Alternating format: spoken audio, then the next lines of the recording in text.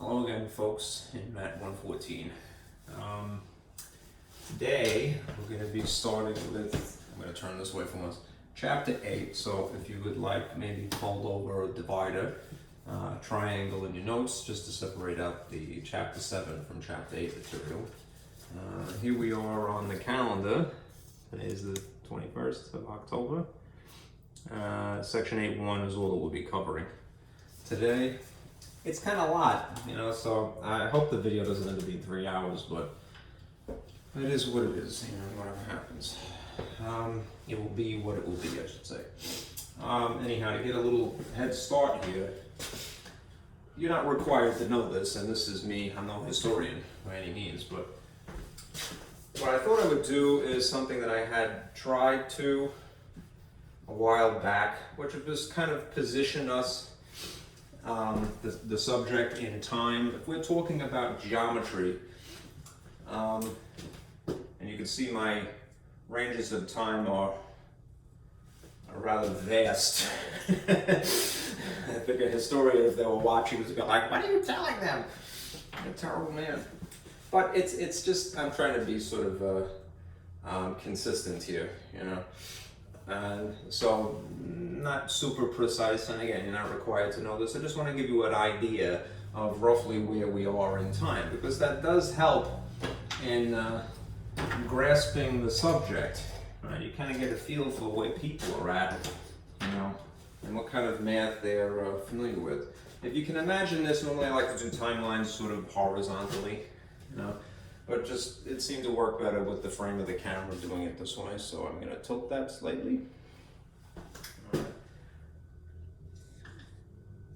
Think of this as being the flow, the evolution of thought, if you will. And that's a dud, if there was one. Bad dud. Okay. Think of this from top to bottom as basically being the flow of time. Right, and these are the subjects of math around these dates, roughly. Now, if something is prehistory, which is what this would be,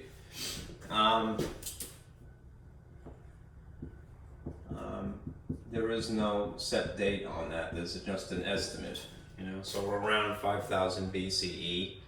And that's just the idea of counting. Arithmetic and geometry, right? This is basically ancient.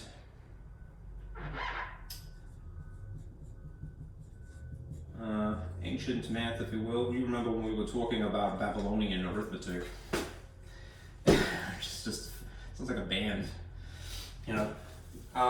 You could see the limitations, right? As we were going through that, they didn't even have more than 2 symbols to represent numbers, right? They had the symbol for 1 and they had the symbol for 10, all right? Which they got it to work, but their arithmetic was not too complicated.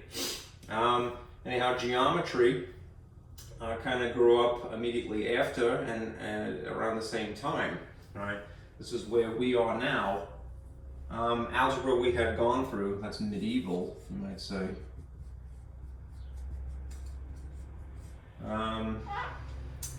Calculus, it really is something more from the 1700s forward.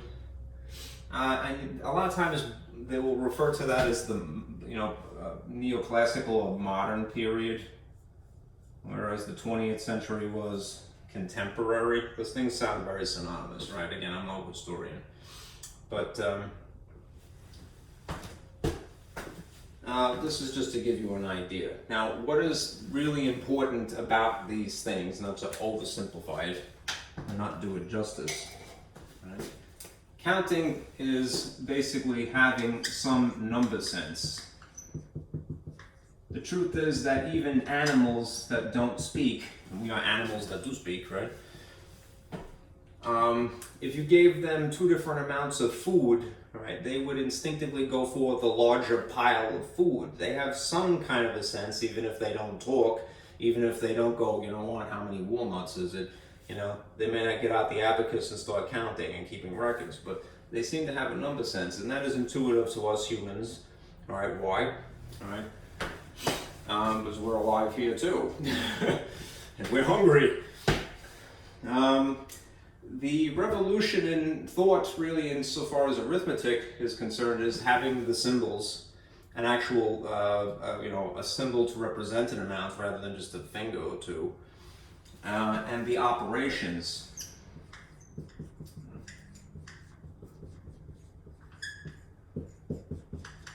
Once writing starts, to illustrate one's thoughts, there would actually be symbols for numeracy as well, right? And the operations being, adding, subtracting, multiplying, and dividing, right?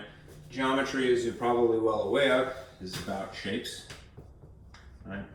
It tends to be more practical. Right? Algebra is about techniques, I would say. I don't want to limit things, to just this or just that or just those things, right? But that, to me, this is what I value about these things, not to corrupt you, all right? Calculus is what you might call more advanced technique.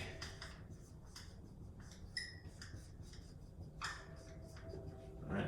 And statistics, my friend Patty would be very happy to say, all right, is about practical applications. Things that make math more human, right? Okay, and what could be better than that, right? Having an actual use for something. Anyhow, as I said, you're not responsible for this. I just want you to know, to zero in on basically where the train of thought is headed right now. We are here, right? We have had to, in more recent time, adapt geometry to the newfangled system of, Hindu-Arabic numerals. If you go back to at least the Roman times, think about that. They didn't have the Hindu-Arabic numerals, but they still had geometry, all right? We have, not to be arrogant, but we humans have improved geometry since then, in the sense that we've incorporated the newer symbols, okay? All right. Anyhow, the Egyptians are usually credited with the development of geometry, and for, again, practical applications, really, the building projects, right? The Greeks, however, all right, took it a little bit further, right? And they applied what they were developing, logic, right? That still holds true. I mean, this is the kind of thing you probably remember from high school geometry, proofs, things like that, the thought process of reasoning, right? Not just for some practical application, but to arrive at a conclusion abstractly. All right. Anyhow, let's get through this. Euclid is a Greek mathematician living in, I believe, Alexandria, Egypt. And he's famous for having written a compendium of mathematical thought, 13-volume book. Looks like an encyclopedia, if you will, of math, called Elements, right? And we still use a bunch of that information today. Anyhow, the packet that I have for you today would consist of these things. That table that I'm fond of using, and just to get some terminology out of the way, and then some practical diagrams which I swiped from the textbook. This especially is going to be very useful. When you see basically lines, rays, and such segments, right, this is how you would appropriately signify them if you were just going to write them rather than draw them.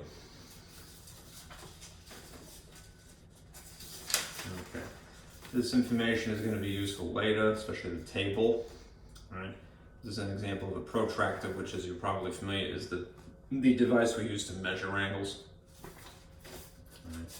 And the last thing is some summary of alternate interior, alternate exterior, and corresponding angles.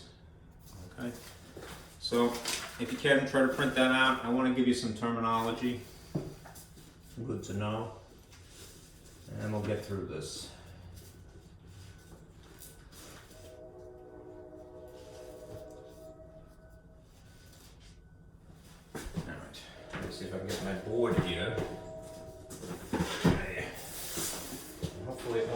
today. And I'll do, let me take this out of the way just temporarily. You shouldn't have to break anything.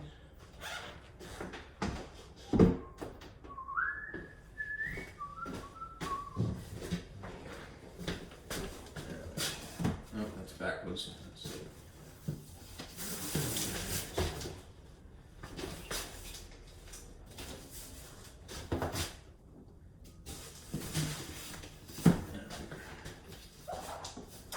That should suffice.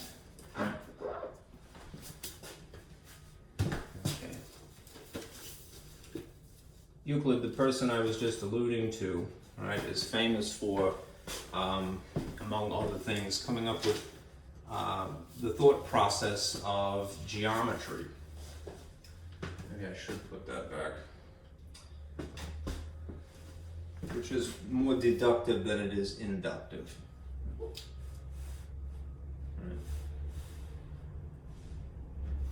You know what? I think it's worth just giving you that information in summary as well.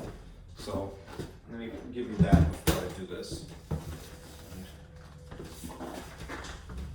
I'm wasting a little bit too much time here, but since we have to talk about geometry, we want to think about it in the right way. Let's say that we have a thought process, a train of thought that we will utilize. Right. For all intents and purposes, we have two choices. We have inductive reasoning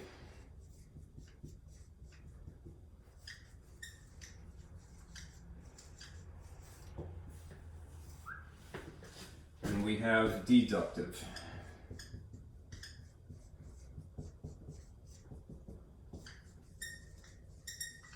This is where we're at.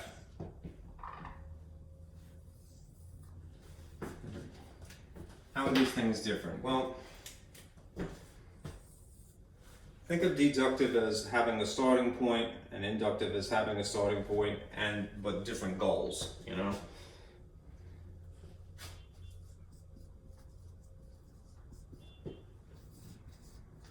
This is basically the train of thought. In the case of inductive reasoning, right, you start with specific examples.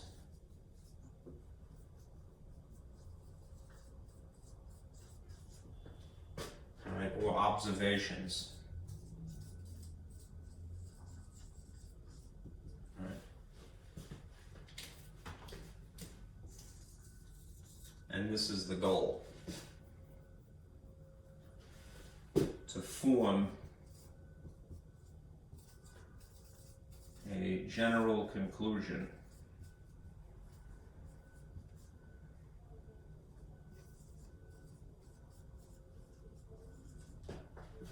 Right, like a theory, you know, in the long run at least.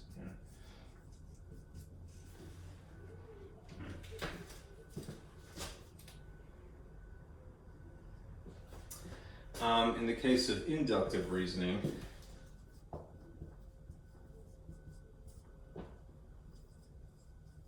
it's a little different. Right. Keep it with this. You start with a general statement.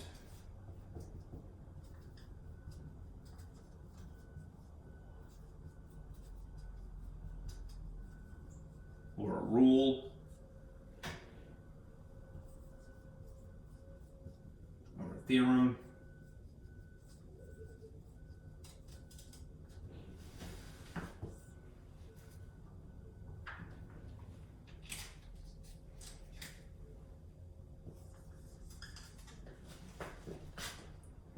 For the purpose to form specific conclusions.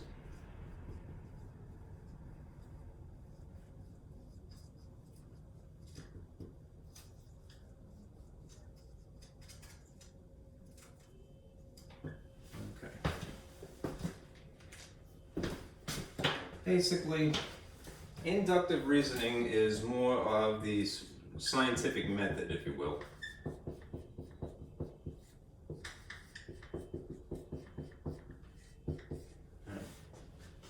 Deductive reasoning is more like geometry. Right? It's more mathy, if you will. Not such a word, but you get the idea. Someone, I think I might have swiped this from the textbook at one point, but I thought this was a nice way of thinking about it. When you think inductive, think Sherlock Holmes. Right? And when you think deductive, think Aristotle.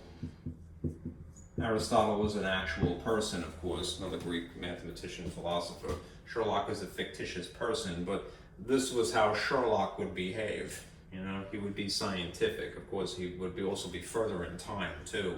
Right? When the Sherlock Holmes stories written, I would say the 1800s, right? So society was acquainted with this by that point, the scientific method and inductive reasoning. But the older way, if you will, which still has its purposes and is very useful, deductive reasoning, is ancient. Right? This is also especially Euclidean. Euclid lived around 300 BCE, thereabouts. Right. And he gave a lot to this, actually. Anyhow, you're probably not going to have to go through proofs too much, right, as you might have in high school, but it's the same thought process. We're going to start with some general ideas and then apply them. Right, to resolve some specific situation. Right. So you're starting from something specific, and you're going to something general inductively. Deductively, you're starting with something general for the sake of something specific. That's its reverse goal, if you will. Right. Now I'm going to get rid of this, as I had right before, and don't take that with you. I'm going to try to rest that there so we don't fall down the staircase. Alright. Now we'll get to some terminology.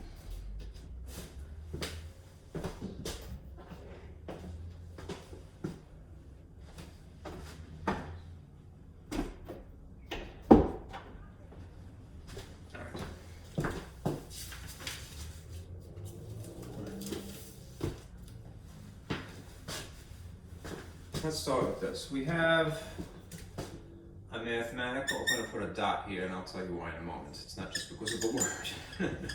A mathematical point is the first concept that we need. How would you illustrate something like that? Well, a point would be something that looks like that, basically.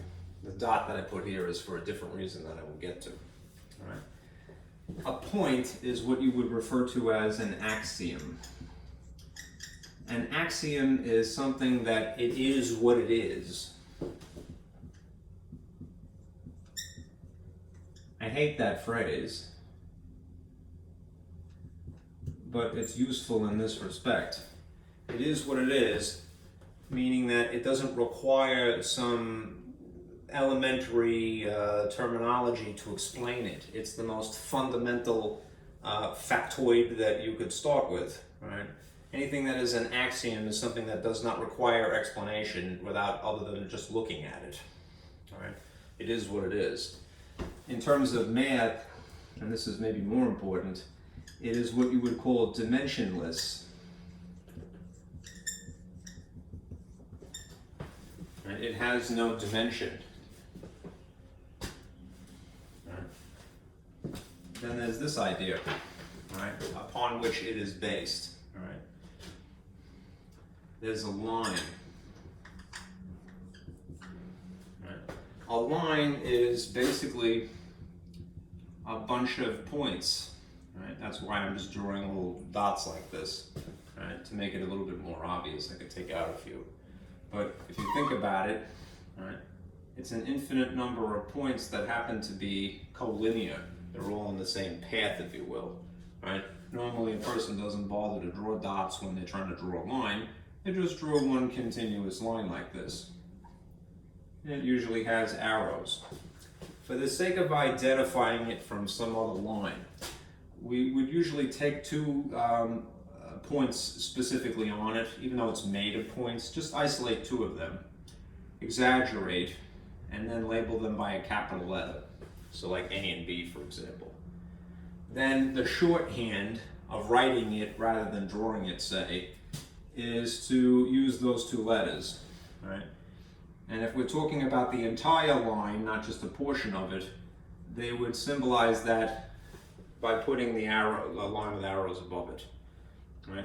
This is, mathematically speaking, one-dimensional. Yes, even in spite of the fact that it's made of dots which are themselves considered dimensionless. It's sort of like mass, right? We think of mass as being something that makes material, right? Matter is has mass, right? But even a photon, which is a light particle, if you will, is considered massless, right? It's sort of a paradox, you might say, right? How could one thing be something, two things simultaneously that are not the same, that are opposite, if you will? Anyhow, any 2 points identify the line, determine a unique line, you might say. Okay.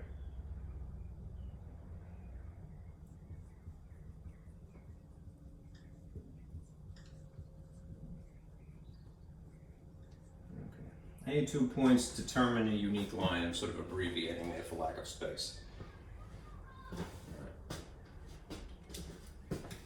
Then you might have a more specific type of line known as a ray. I think this is a bit faint. So let me try these two.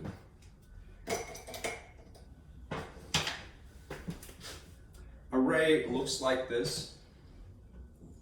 It's more or less a line with an arrow only on one point, on one side, I should say. But in order to identify it, we would still need to have some points. So let's just say that I labeled this BA to give it a little distinction, not a lot. This is kind of crummy. Insofar as the shorthand is concerned, whichever of the 2 points that we're using to identify it are the end point, that is the side that doesn't have the arrow point. That's the letter that gets written first. So this, if I put B here, then I have to call it BA. And I would draw an arrow above it like that. This has one fixed point.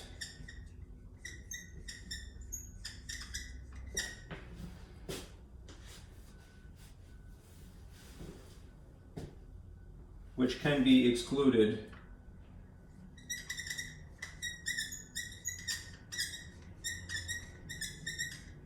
or included. All right. The reason I want to point that out, if you notice in the handout that I had given you, there's some examples of this. If you look here, in this instance of a ray, see that there's one arrow point, not two. There's an open hole here, and then there's a filled in hole, right? That means that the end point here, the A in this case, is not included as part of this line, right? And in this case it is. Okay? These are, and basically there's a different name they would use, right? When the end point is included, it's referred to as a ray, right?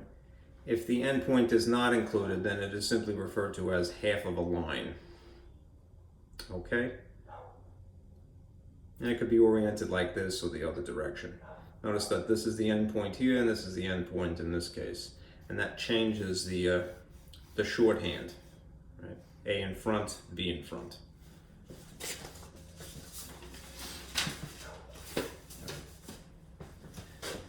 Anyhow, it has one fixed point, and it can be included or excluded.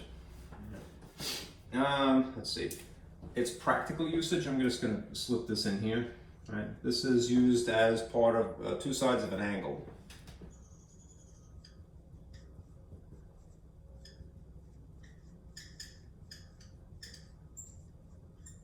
really squeaking in here, but that's the practical usage of it. Used to form an angle. You'd need two of them, right? But hold that thought. Then there's a line segment.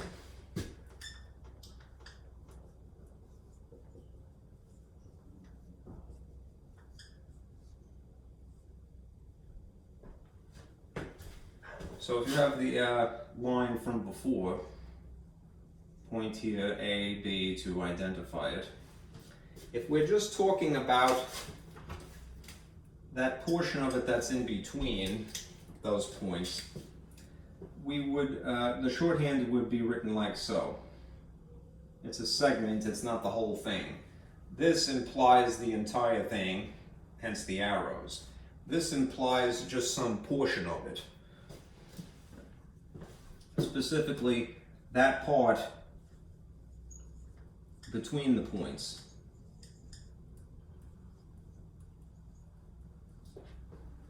Right. And they again can be included or excluded.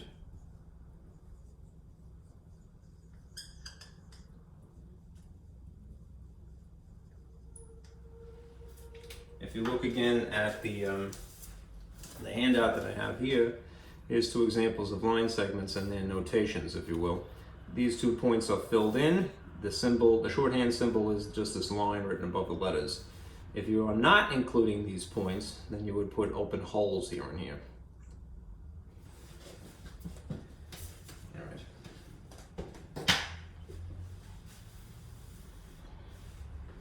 right. Now, having said that, all of that, we get to the next idea. A plane.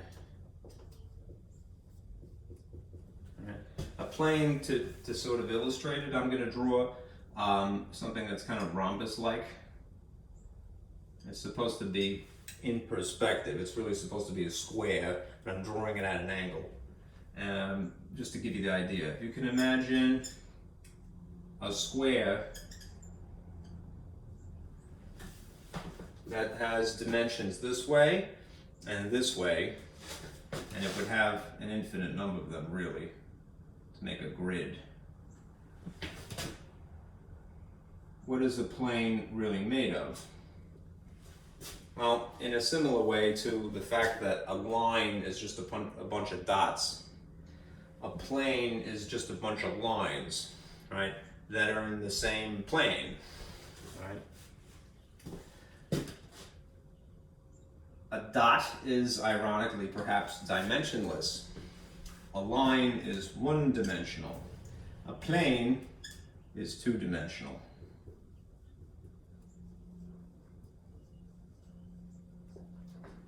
It has a horizontal dimension and a vertical dimension. Right. It's made of lines,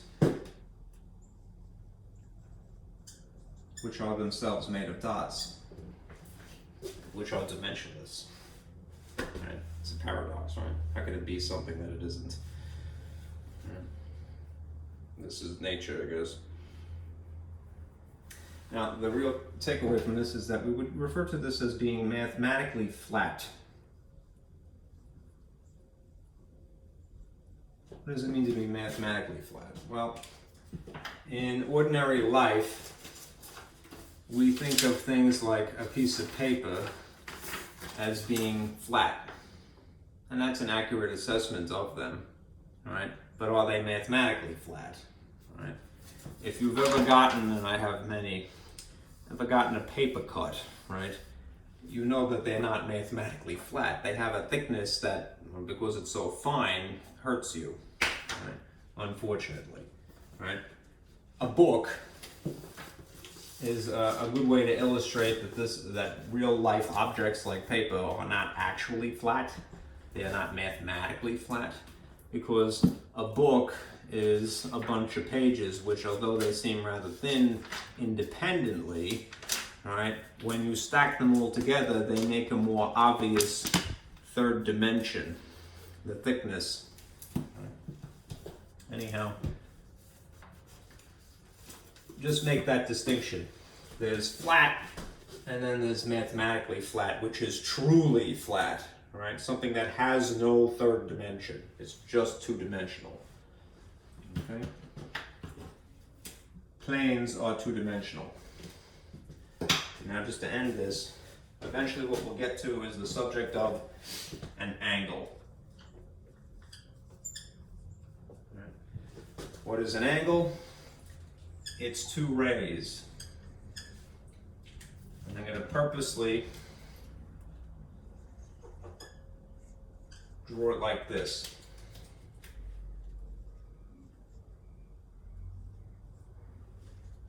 An angle in its shorthand would be identified by at least the corner, right? But if you incorporate all three of these dots here, A, B, and C, the actual corner should be in the middle, right? This implies in a very subtle way, it doesn't usually have a line under it, I'm just trying to draw attention to it, that that is the corner. That's the fixed point that they share in common, right? It is basically the union,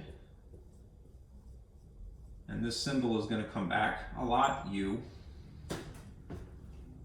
of two rays. They have a common endpoint. The united by the end point that is known as the vertex.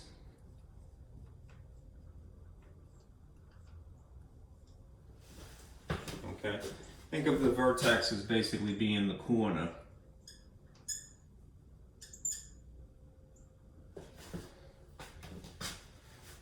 All right.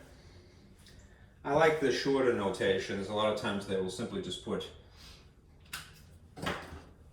something like this. Instead of calling it angle ABC, they'll just call it angle B. Okay?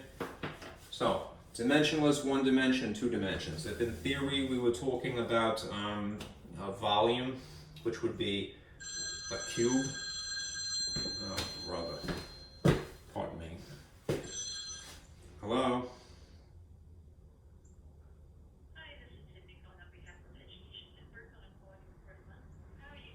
I can't talk to you right now. Okay, well, I'll just call you back another time. Thank you. Thank you. See, I saw Washington, D.C., and I kind of thought maybe it was my congressman again. Whatever. Right, I'm sorry. Back to math world here.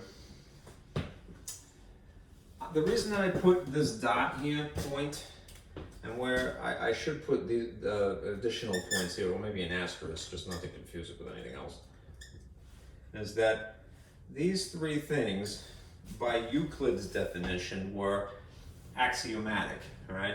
They are what they were. They didn't require anything but just being able to look at them to understand what they were. They didn't require, further explanation. I, nonetheless, and anyone who writes a textbook and anyone who teaches know better, with all due respect, all right, than to simply go, oh, here it is. Right? Plus, I don't have, a bunch of people in the same time and space as me, to go, here's a dot, here's a line, here's a plane, Better to be verbal. Better to over-explain than under-explain. Anyhow, these things, if you do dwell upon it, right, a point, a line, and a plane, they are what they are, all right? They are axioms, all right? They will be used as the basis for logic further down the road. Right? As you can see in the case of even an angle, which is dependent upon a ray comes from the idea of a line. All right. Enough of that. All right. Do keep this handy. All right. This particular sheet, like I said, I stole this from the textbook. It's very useful. It's a nice diagram that summarizes how you would notate these drawings or things like them. Now, I have to remind you of something else. Let me get rid of this. There's a lot of theory to this that, unfortunately, needs to be addressed and clarified first, before you get to the problems. And it's all tucked into one section, go figure. Alright, this is an example of that. We're dealing with the thought process for the most part right now. That is deductive reasoning. Alright, what I will add to that is a little review of something that you already know.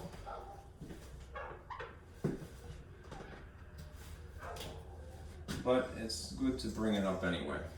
Alright, I want to save that for right now. In the chapter on algebra, which if memory serves me was chapter 6, right, this came up. Recall this information, rather than have you dig for it. A compound inequality. At that time, we came up with, the royal we, we discussed compound inequalities, in which case we had to consider whether the situation was the AND situation, or if it was the OR situation. Right, you remember this stuff, right? Why is it good to be able to distinguish one from the other? AND represents the concept of an intersection.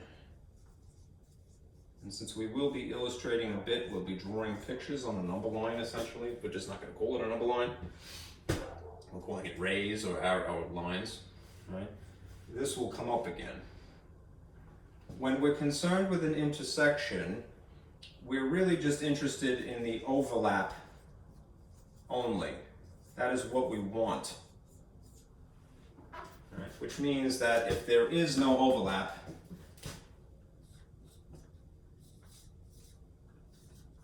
then there's no answer.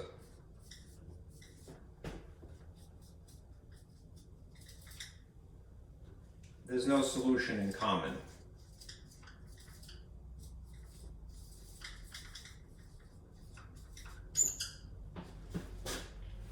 Right, that's a bit faint. And green's always lousy. Put the light on. Does that make it a little bit easier to see? Perhaps. Okay. Darken that. If there is no overlap, then there is no solution in common.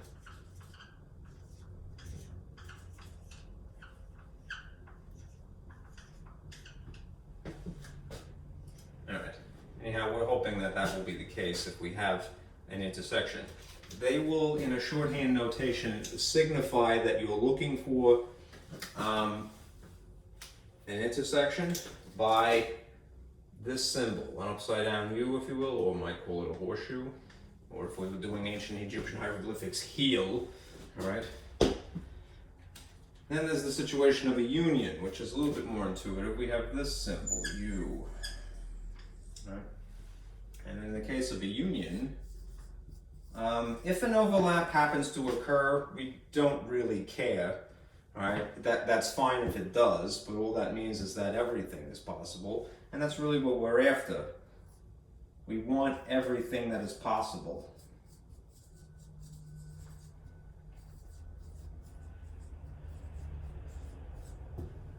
Okay? So do remember this stuff. If in the situation that, again, there's no overlap, when there should be one, and that would primarily be for the cases of intersections, you would signify that by either this no smoking cross-out symbol, which is referred to as null, or you would draw an empty set.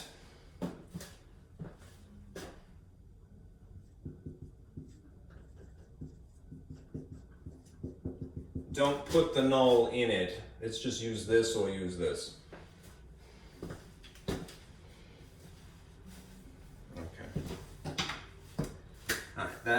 We're basically good to go at this point. We can start doing some examples.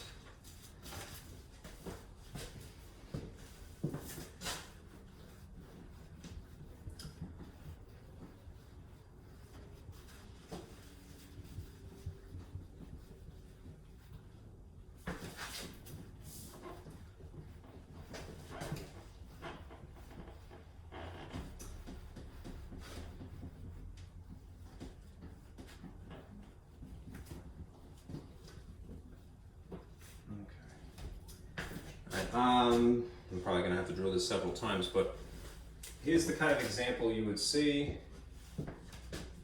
using this illustration, which has 4 dots on it, A, B, C, D. Find specific scenarios, what their solutions would be.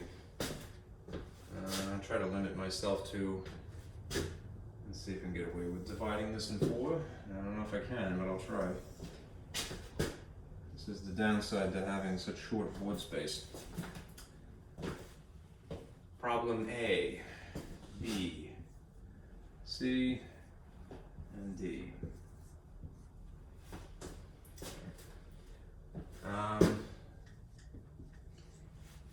This is basically for the purpose of getting adjusted to the shorthand notation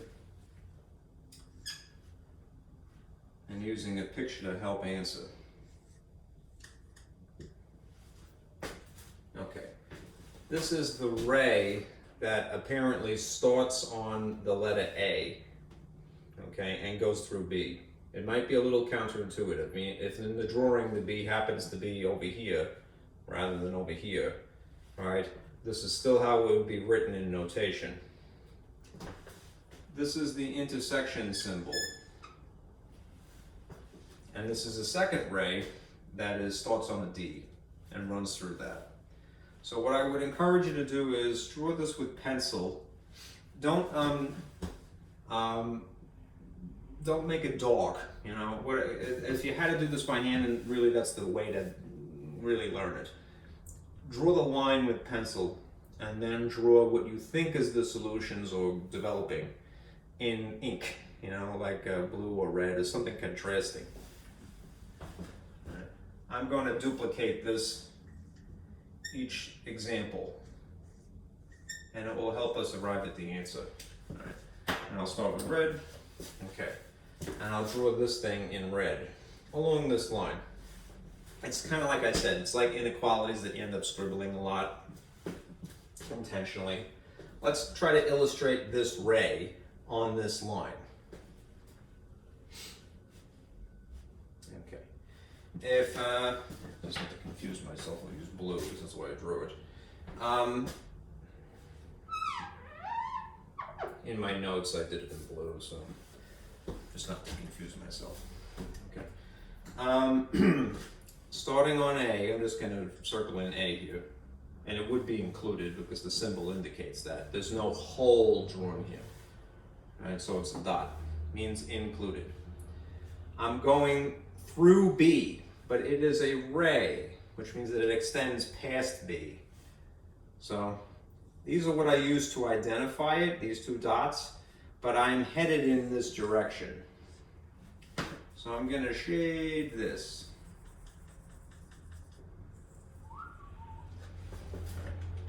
Now simultaneously, superimposed upon the drawing, I'm now going to illustrate this ray DC. It starts on D, which would be here, which means it would be included.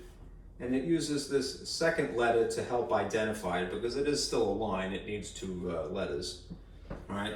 But notice that it goes through, starts on D and goes through D. And there's an arrow, so it means that it's stretching beyond that. I know that it is written like so in the notation, but don't be fooled. In the actual illustration, it's that way. So there is an arrow that would be headed this way. And I'm going to shade it like so. All right, now here's the thing. If this is an intersection, and it is, then what we're concerned with in terms of the answer is where they overlap. And then we will abbreviate that, right, using similar notations. I want to see which one of these greens is going to cooperate. There is an arrow stretching into infinity this way. There is an arrow stretching into infinity this way. It's just rather stubby the way that I've drawn it. But it would be like that, right?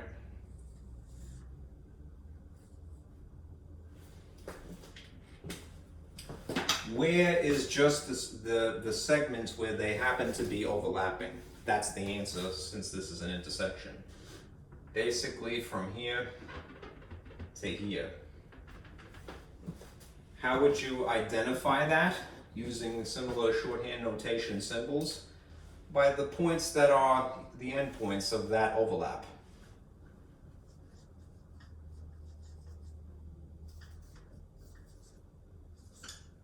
From here to here.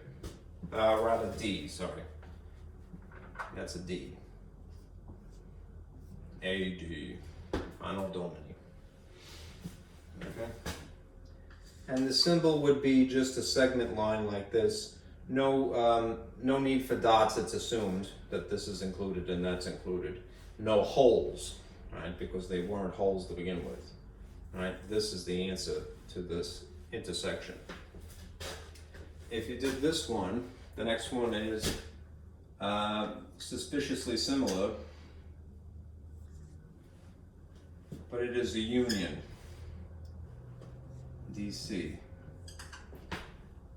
Right, you'll see the difference. I'm going to have to draw the line again, and I'll put the dots.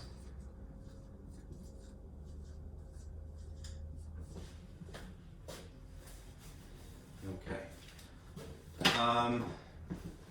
Just not to make it too much of a mess, maybe I'll go a little bit lighter than I had.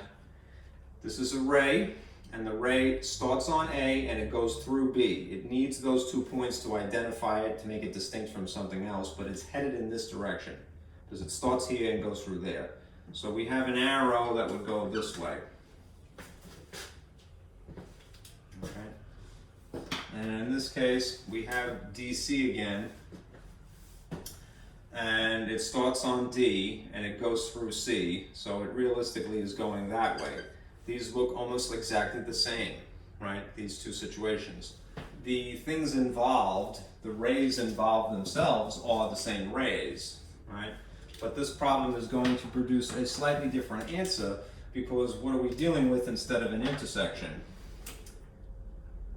We're dealing with a union, right? So this is everything that is possible.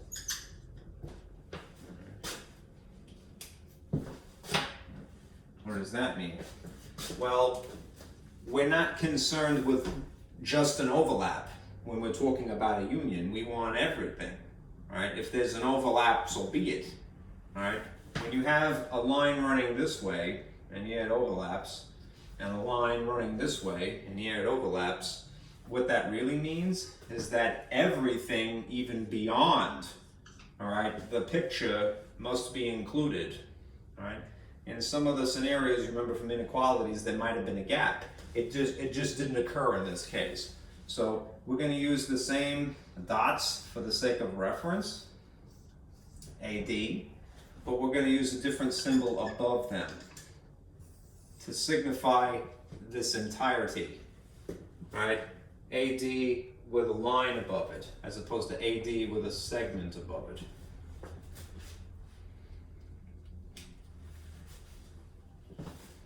Here's another one.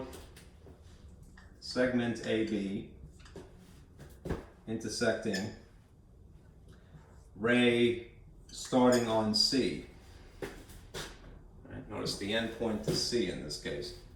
I have to draw this line again. A, B, C. Easy as 1, 2, 3. Okay. Anyone else, Jackson 5? Okay. Nope. All right. Anyhow, this is a segment. So where would the segment be? This implies that both A and B are included because there's no holes here. But the shading would be just bounded in between these two things, like so. All right. This ray is purposely starting on C in this case to illustrate something different. If it's starting on C and it's going through D, then it's actually headed in the other direction, so it's not going to overlap anyway. It does include this, it does include this, but it goes like so. So you have a line something like this. All right. Now, look what happened. This was a question of an intersection. So we want there to be an overlap. Right? We're hoping that there's an overlap. Right? There just isn't though. So if there's no solution, no overlap when there should be, that means that there's no solution in common. So we would either signify that by no smoking, or we'll just put the empty set.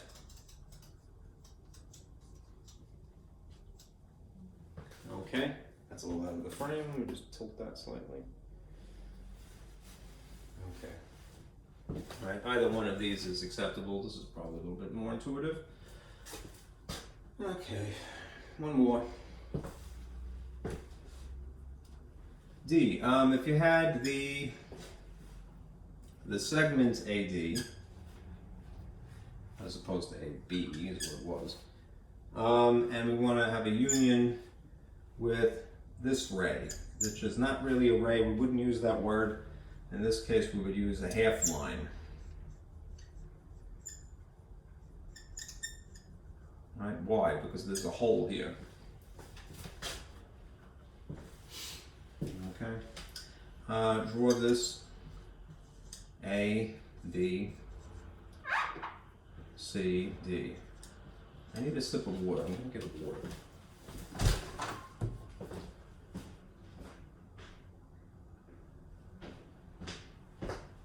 Sorry. I get dry. And I feel like it makes me talk funny. Funny, you know. That's even a word.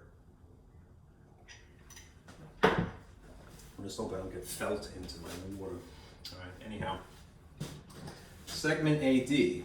Alright, this it suggests that both A and D are included in that segment because there's no holes here. Alright, that would be everything from here to here, right? No arrows though.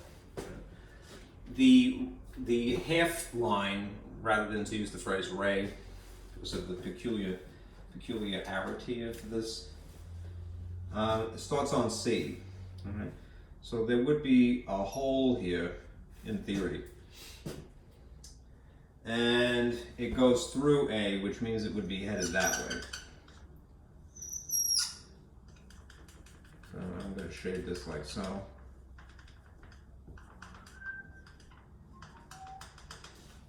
Okay, now, this is a union that we're after.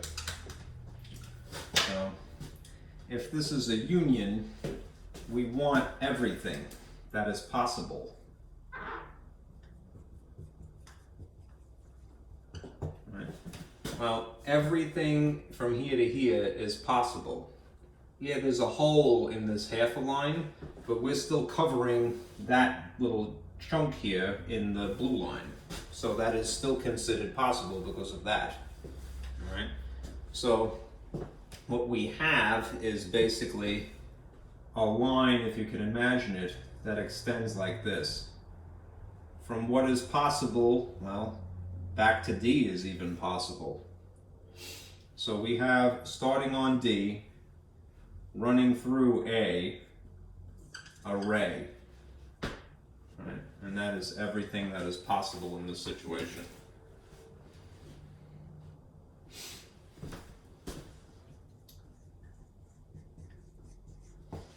Okay.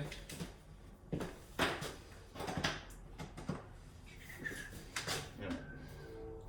Let me erase this.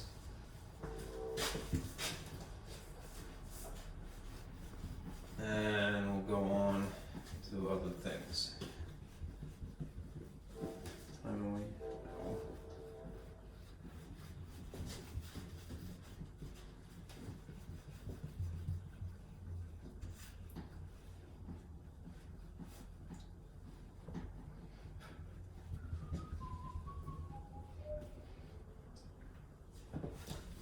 No.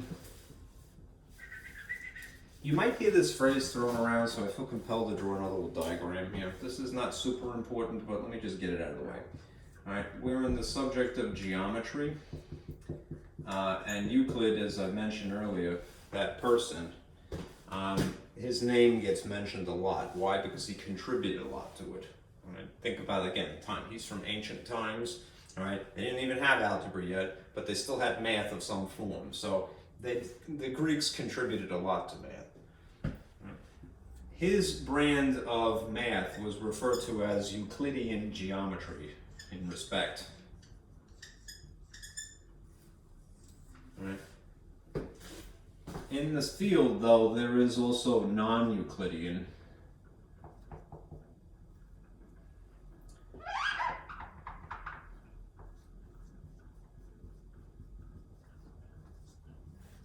Right. And here's the difference, really, in what we're concerned with. Euclidean geometry is two-dimensional. It's about planes, or what goes on inside of a plane.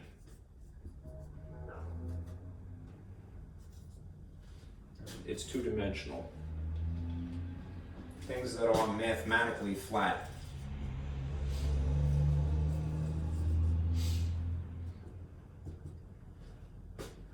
Okay? Or sometimes we would use this phrase, surfaces. About planes, all that goes on.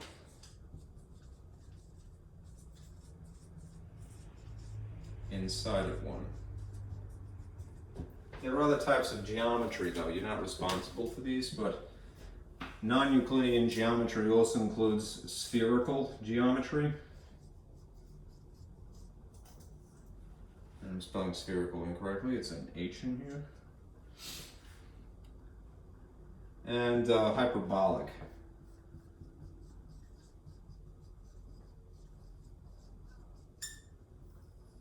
Okay.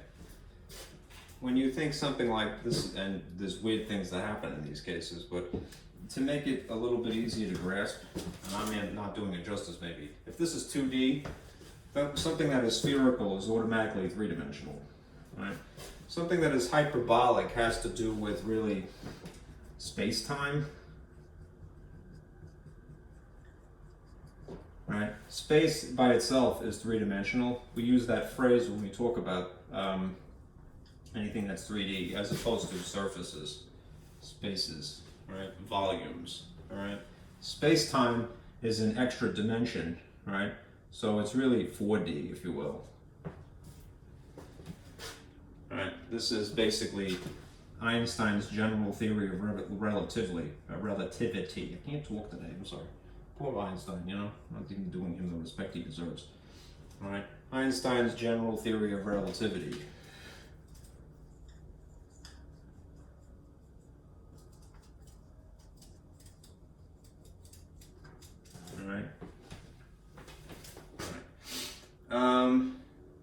It's the geometry of actual space, which has both dimensions of 3 dimensions and also time.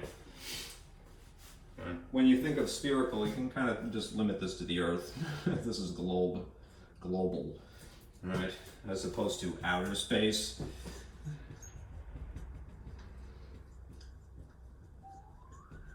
I'm failing to make the sound effects I normally would. More water, please. I think I need more coffee. I know I'm tasting felt. Okay. Anyhow, this exists, but just to position ourselves in the subject. Right? We are here. Right? We're just dealing with two-dimensional surfaces. Right? Things that are mathematically flat. Truly flat. Okay.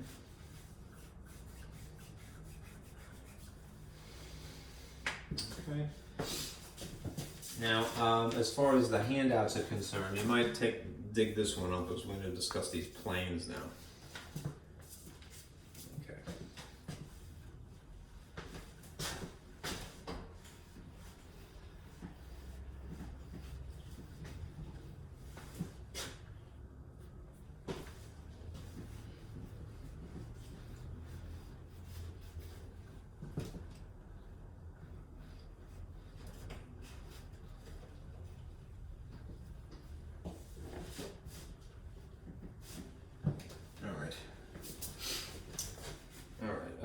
If you take these illustrations that you see here, these would discuss properties of planes, right? And I know I didn't give you a lot of space, but if you want to just scribble some basic information adjacent to them, that might be the easiest thing to do. All right, this first picture that you see that looks like this, I have to draw it unfortunately because I don't have a projector. You see two lines, they're in the same plane.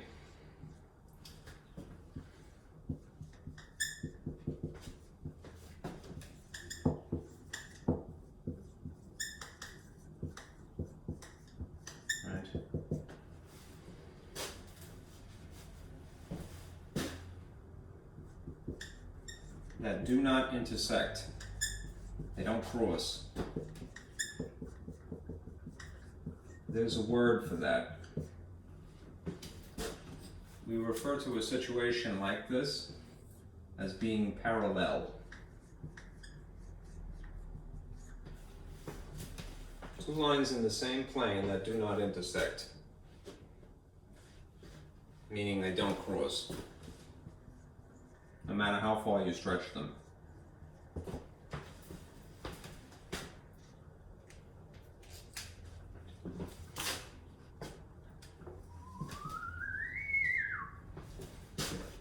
Now in this case, the thing underneath it, you see some kind of a, well, I didn't do it any justice, but it's supposed to be something like a parallelogram the way that it is. What's more important is you see these dots here.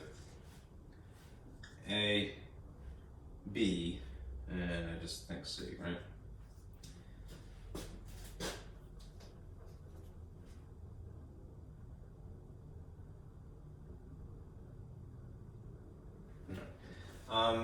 These are what you call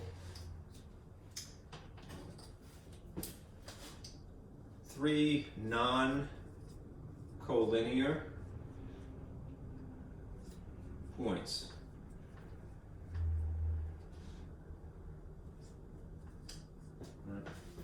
What does it mean to be non-collinear? It means that they are not all on the same line.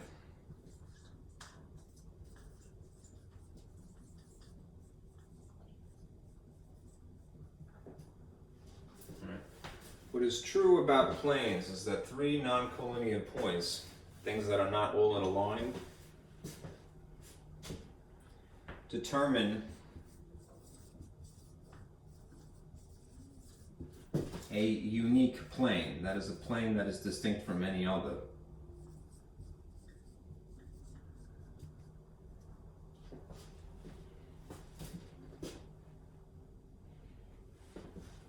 Okay.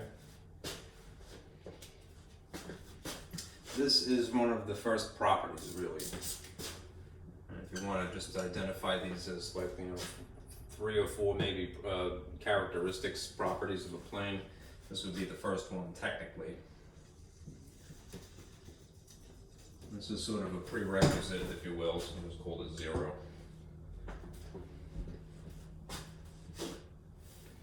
Then there's this illustration you see underneath it, which is another sort of plane looking rectangle that has a line cutting through it, like so.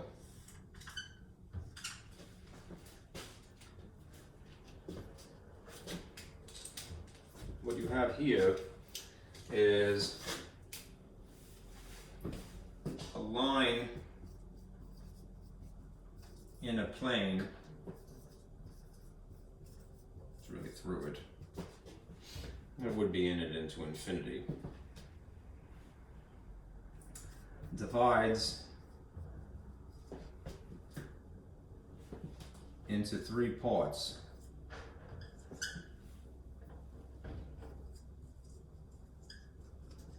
All right. There is firstly the line itself as one part.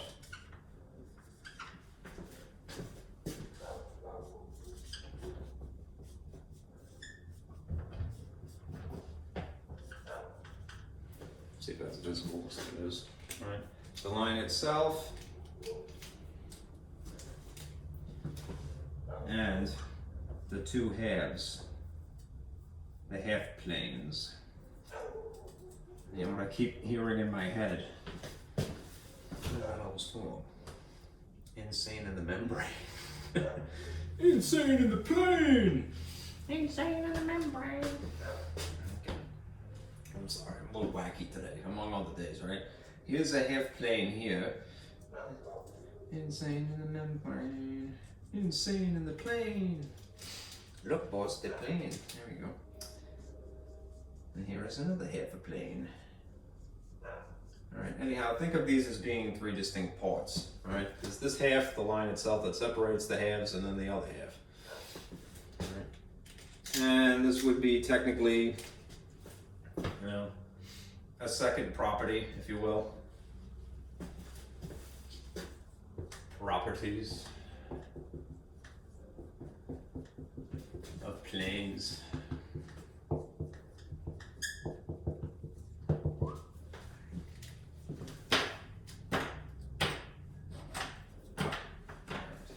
Now, drink that in for a moment. All right, and let me make some space for that third illustration, the fourth illustration, technically. There is a third property which doesn't have a drawing with it, so I'll put that here technically.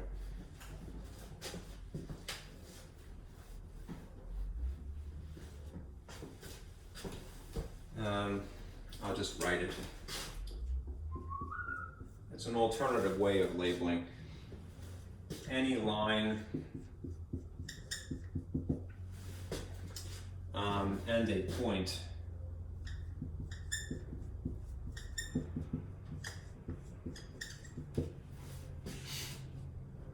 not on the line.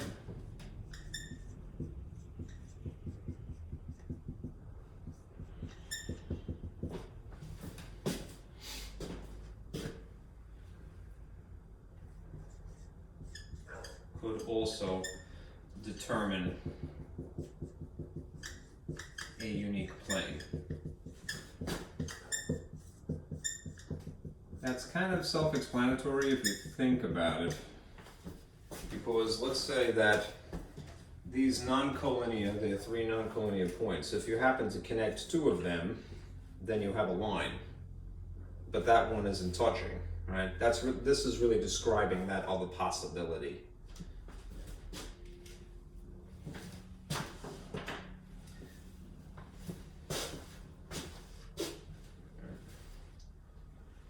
Let me erase this. What happens when you cross planes? I'll try to do this in two different colors here. Let's say that this is one plane. I'm trying to draw it in perspective here. And then you have a second plane.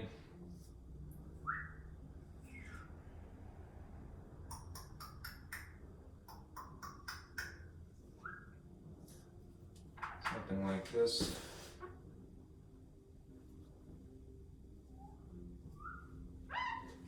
I'll shade it just to make it a little bit easier to see.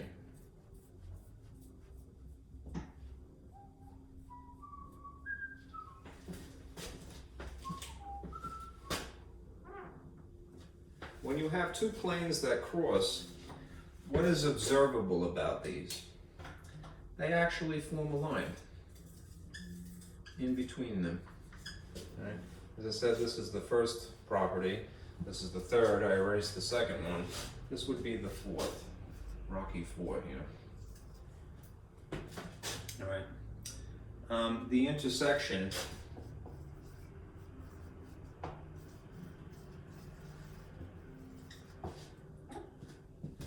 of two planes forms a line.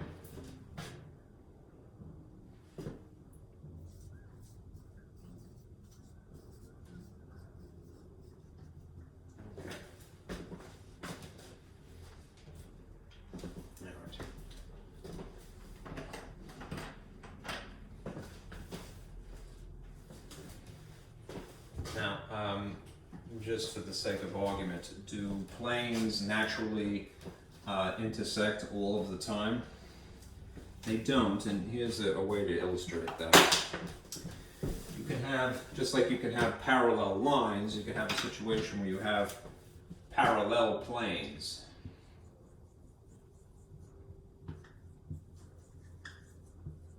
Right, that is that they do not meet.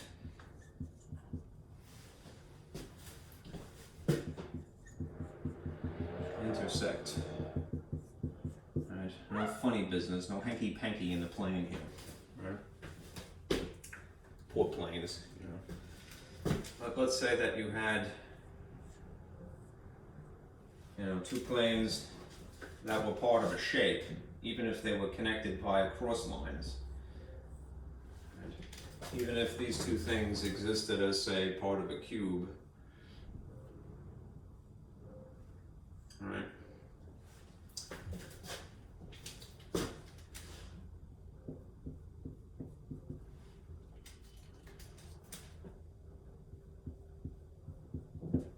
These would be an example of parallel planes, right? They don't actually intersect, they just sort of ride alongside one another into infinity. Just in case this term comes up, it is possible that they have lines that are across from one another. They seem to be connecting them in that respect, but the planes themselves are not touching. If I called this, I don't know, C and D. That doesn't even have to be that corner. And then another line up here that runs this way, out towards us. And I'll just call that AB. These are referred to as skew lines.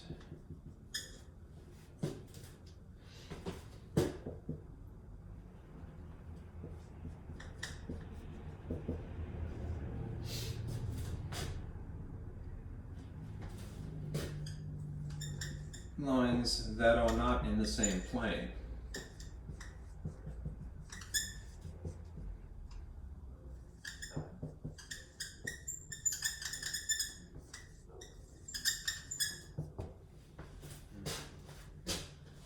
Specifically, just to complete this board, that line and this line, or CD, whatever you way. In the case of lines, you could, if you want to, reverse this. It really doesn't matter. It's not a ray, but the line that is AB running this way towards us, more or less, and the line that is running this way, they are not themselves in the same plane. They're headed off in different directions like this. Okay. And there's some fun facts about planes. Okay. All right. Let's discuss angles now.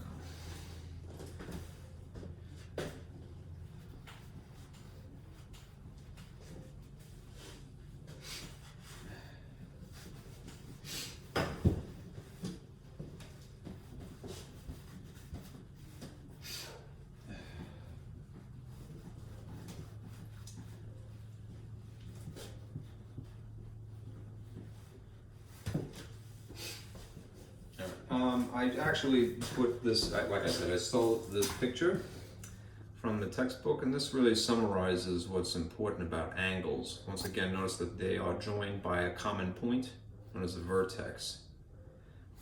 These two parts have a name, though, the rays from which the angle is formed, and it requires two of them.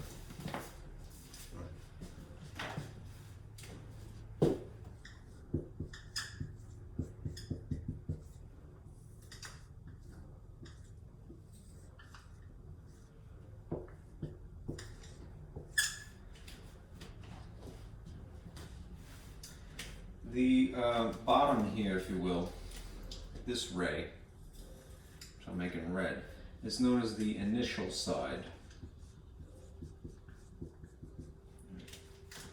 And this ray that is coming off of it here. This is known as the terminal side.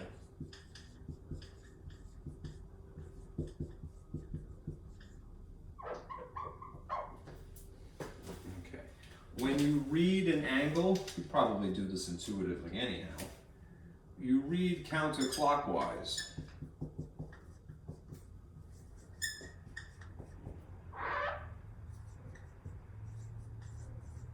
I should say you do this intuitively if you've ever seen this stuff earlier in your life.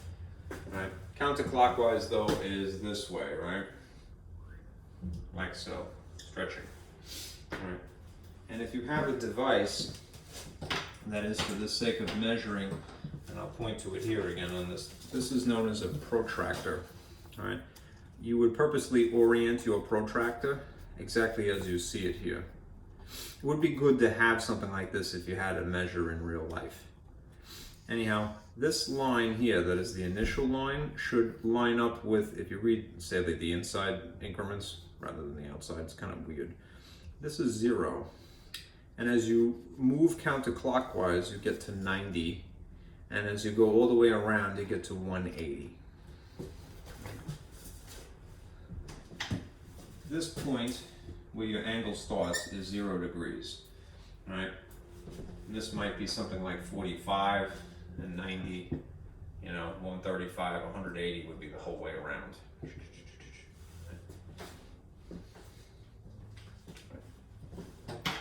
Here's another diagram to summarize.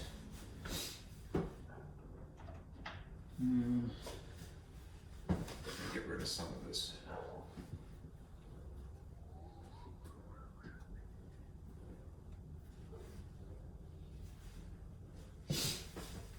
There are at least 3 units of measure for measuring angles.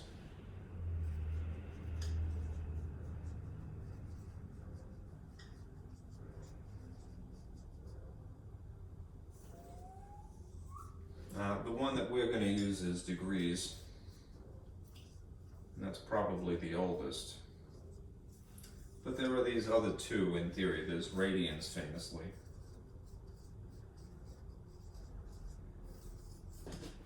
And then there's another one called gradients, which is less common. I think they use that in Germany. Probably among other places. Degrees is of, like I say, of a circle. Yeah, I just mentioned 0 and 90 and 180. In a circle, since we're measuring clockwise, counterclockwise, circle is spelled with a C, circle. There are 360 degrees, and it's symbolized by that naught that is in superscript. Right? That's kind of, and this is what we're going to be using. It's kind of arbitrary though. Why 360? Right? Since this stretches back to the ancient times, the concept of this geometry, I'm going to go ahead and guess it has something to do with astrology, right? And the calendar.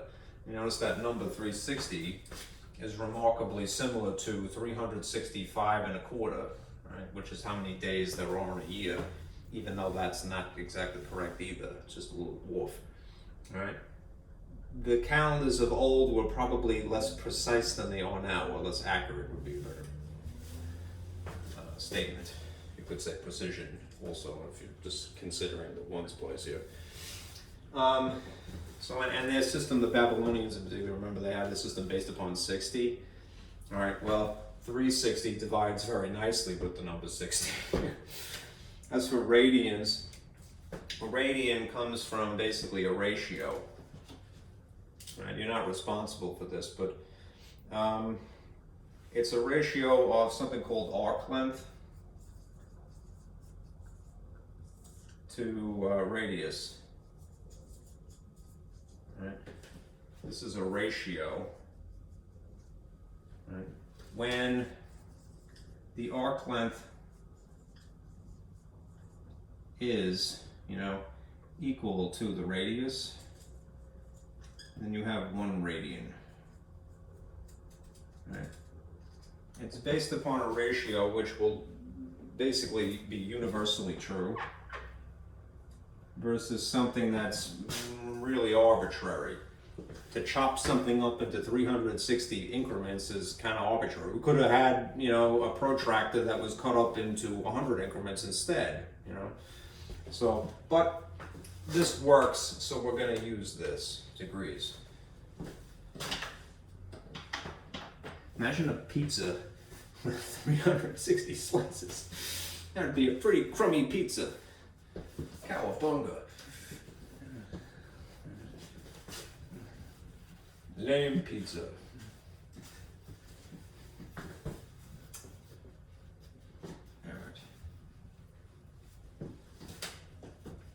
Alright, let's do some examples again.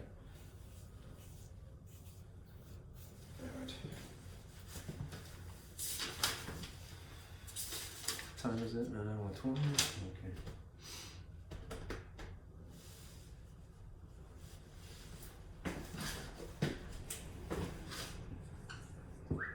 That's nice. Using this drawing, I hope not to have to draw too often, but it looks like I might have to. This lovely symbol here looks like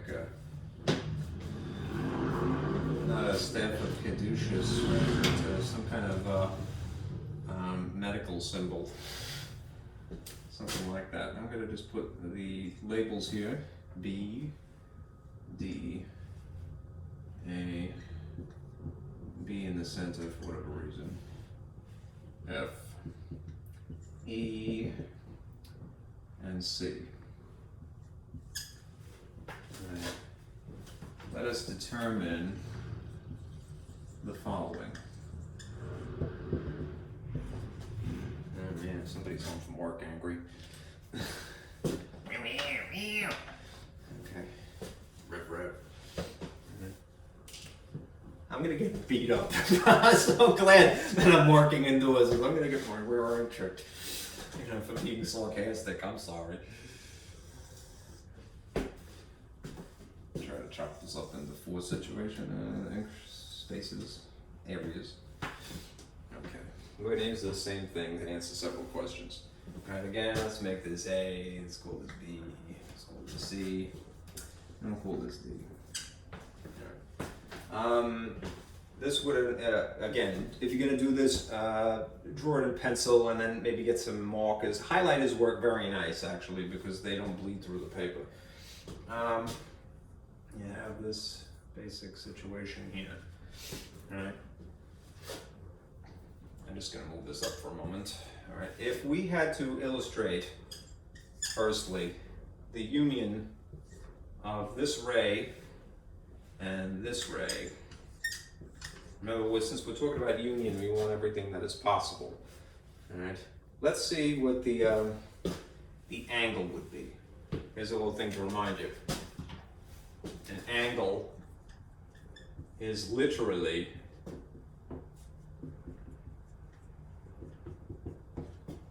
the union of 2 rays from our sort of collective definitions, right? An angle is literally the union of 2 rays. Now, if I happen to just take the things that are interesting from the general illustration and draw them here. All right, what would we have? Well, this involves B and C, which means that I need the center, B, and I need this particular ray. And that would basically be this. I'll put it in blue. And then this particular ray, which is united by that B, and it goes to G, which is this one, would look like this.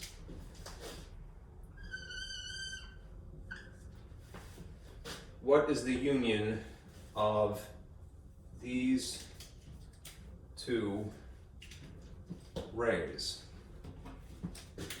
Literally. It is what angle? It is the angle that uses these 3 dots. This angle, basically. Remember, just put B in the center. So I'm going to put angle CBG, or you could say it this way, Angle GBC, CBGBs. Okay. Anyhow, either one of these is fine because the B is indicating that that's the vertex. This is an angle, and this is the symbol, the notation that we use to represent that this is an angle. Different from these notations of, well, this is a ray and this is another ray. Okay? What do we got in this case? If we have to consider AB, another ray, and the intersection of that with another ray CB. Remember, this was a union. When we have a union, we have an angle, right? But this is an intersection, so maybe that won't happen. We'll see. Start by drawing this maybe in pencil, and then just put in the essential features unique to the problem here. So we have a ray that connects A and B, and this B is in the center here, and A is running this way. So you have this particular ray.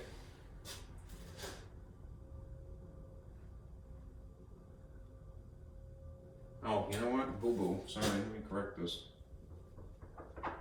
And the reason why I made a mistake there is because the order in which the letters is very important, in which they're written. These two things identify the ray, but which one is the front? All right. If A is written in the front, that means that the direction of the ray is actually the other direction. So you have something that, yes, it starts here because of that A, and yes, it goes through B, but it's actually running like that.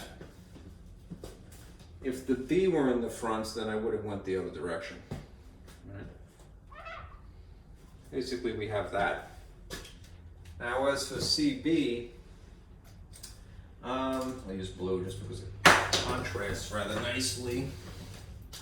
Where is C in our drawing? It happens to be over here. There's going to naturally be some overlap in this case, and perhaps that is a blessing. We'll see. Let's make this more drastic. That's an A, that's a B, this is a C. And this is the starting point again for this thing. Now as for CB, this starts on C. And yes, it goes through B as well, but it goes that way, somewhat ironically. Right? If this is an intersection, and it is, we're concerned with overlap. And it did overlap. But what exactly did it create? It didn't create a union, as in the case of a union, it didn't create an angle of either labeling it this way or this way, because they're both fine. B is in the center. It instead created some kind of an overlap that stretches from here to here. That's the overlap. All right. What would you entitle that overlap? The endpoints of the overlap. A, C, and then the shorthand notation is this line, a segment of it. That's a little faint, so I'll just darken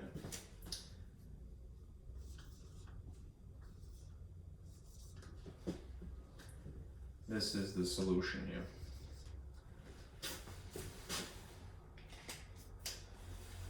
Okay, again, notice that there's no holes drawn here and here because A and C would be included. All right. Moving on, here's BE, and it's a ray, and we're gonna do an intersection, and it's gonna be another ray, and it's gonna be BF ray, my BFF. So you have that, right? Again, start by drawing this asterisk right? And then we'll put in the essential features. There's a B here, so we definitely need a B.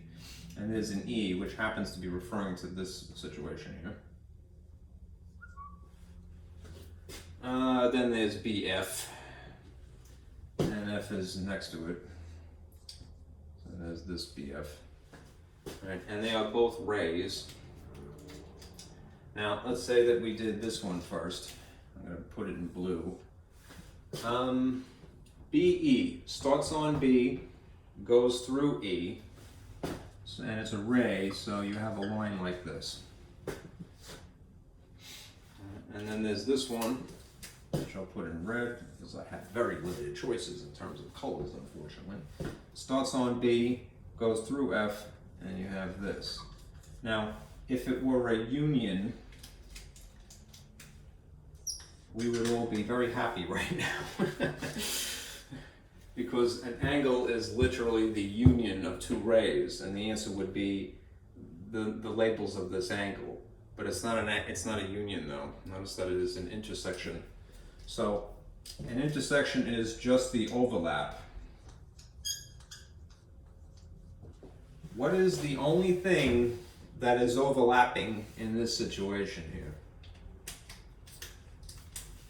This point. That's the only thing that there's some kind of a commonality, if that's a word. So how would you symbolize that?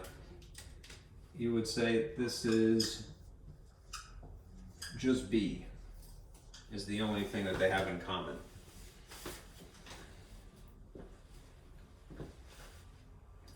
Last, for D, we have this angle, DBG, and we're going to intersect that with second angle, angle ABD.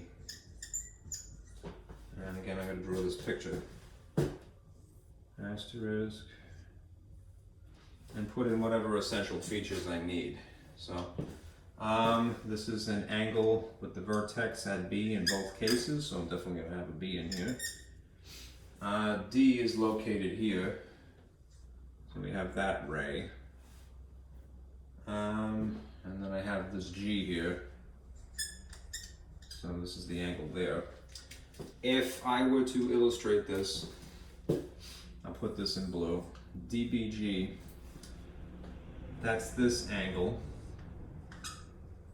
All right, they use the angle symbol in this case to tell us up front anyhow.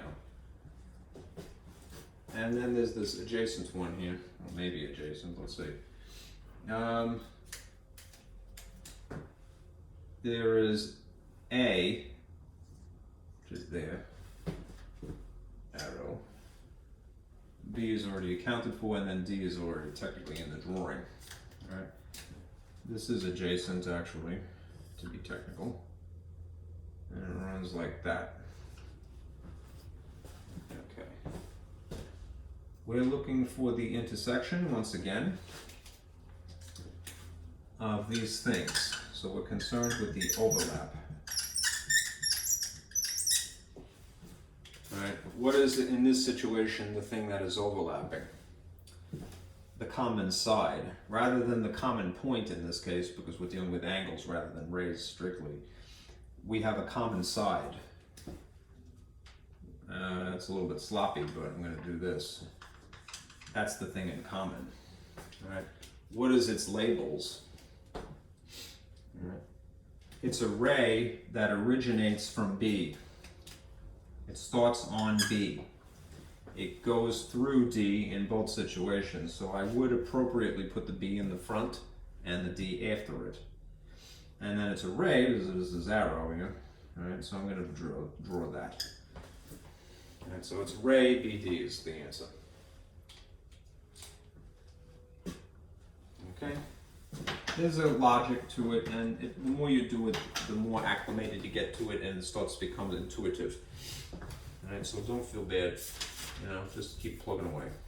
Alright, I'm going to do a diagram, and then try a couple of problems with you, and then I'll stop.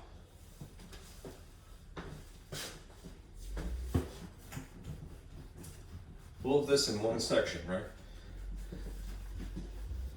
It is insane in the membrane.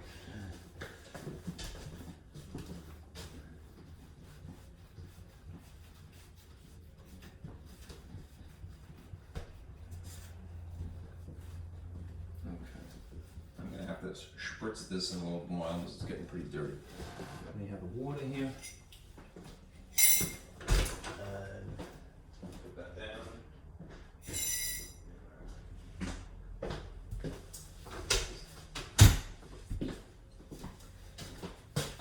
Let's see.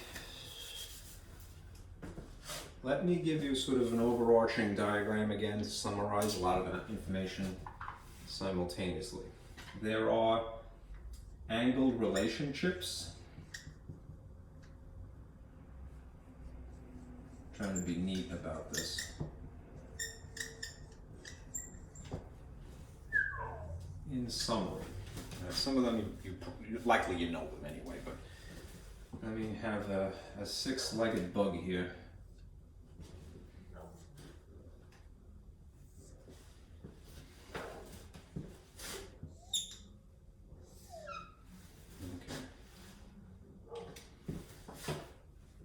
There are angles that are complementary.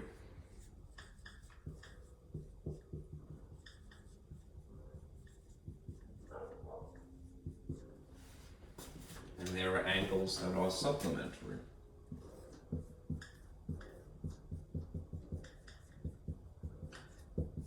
And I bet you probably know what they are, what the relationship is. When you think complementary, think 90 degrees. Right? When you think supplementary, think 180 degrees. Okay. To illustrate, green is going to get me in trouble here. It often does. Let me use green. Ugh, I hate it. I like the color green. I don't like the way this marker works. If you had two angles that basically resemble this situation, right? I'm going to call this angle 1 and angle 2. I really should use a second arc. A lot of times they will do that to signify that these two things are not necessarily equivalent. I guess it doesn't matter. I'm being general. The first angle is sitting next to a second angle. These are adjacent.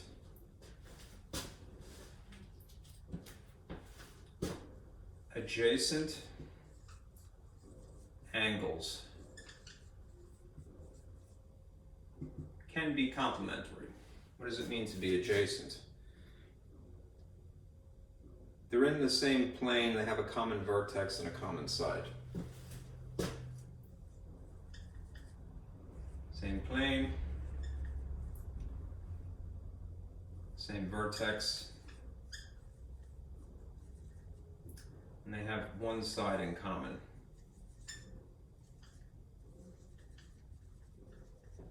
That makes them adjacent. I almost fell on this. Okay. If it's a little faint, I'll try to darken this. First angle, second angle. If you see this situation, something that looks like this, right? You're probably dealing with the complementary relationship of two adjacent angles. There's a formula that would be good to know. Right. Here's the formula. Angle 1 plus angle 2 equals 90 degrees. You could algebraically figure out either one. You could be given the two of them up front, and then you could verify that something adds up to 90. And if it doesn't, then it's not complementary. It has to be equal to 90. If they give you one or the other, you can manipulate it algebraically to figure out what the missing thing is. All right? I'm using this very shorthand notation of just calling this the first angle and the second angle, rather than use letters. Okay. If you see a situation like this,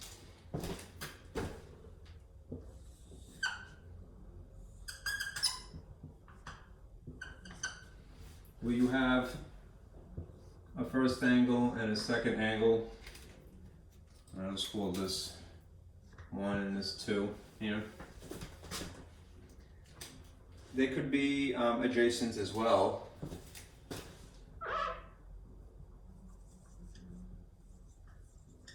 Adjacent angles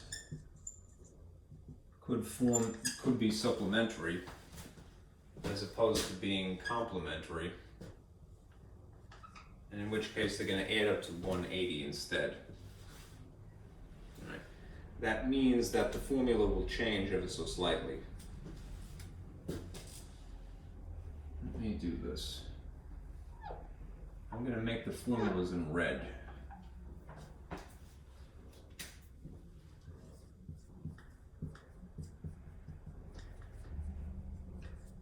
I'm just putting back what I erased here.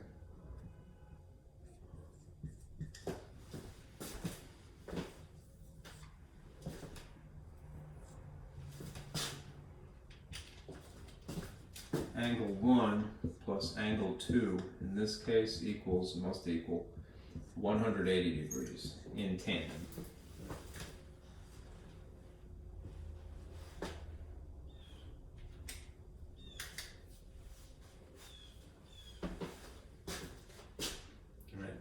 Adjacent angles could be complementary, adjacent angles can be supplementary. All right, what does it mean to be adjacent? They're in the same plane as they technically would have to be in these situations as well. Vertex, they have the same vertex and they have one side in common. Okay.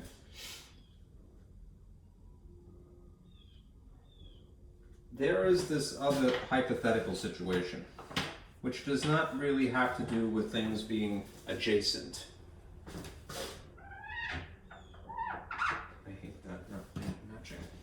Adjacent, there you go. These are adjacent angles. Right. What if you had a situation like this, where you have one line crossing another line?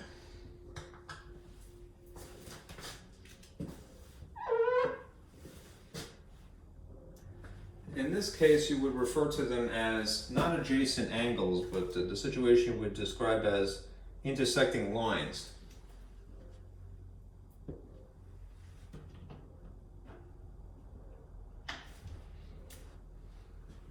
These form vertical angles.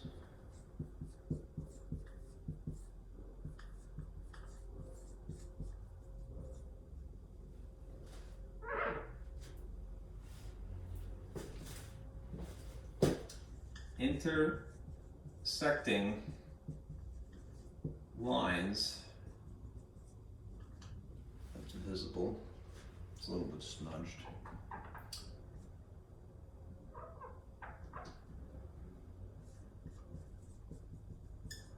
Form vertical angles. Adjacent angles form complementary relationships. Adjacent angles form supplementary relationships, but intersecting lines form vertical angles. Now, what does that mean? It means that the angle here and the angle here would be equal. Let's call this 1 and we'll call this 3.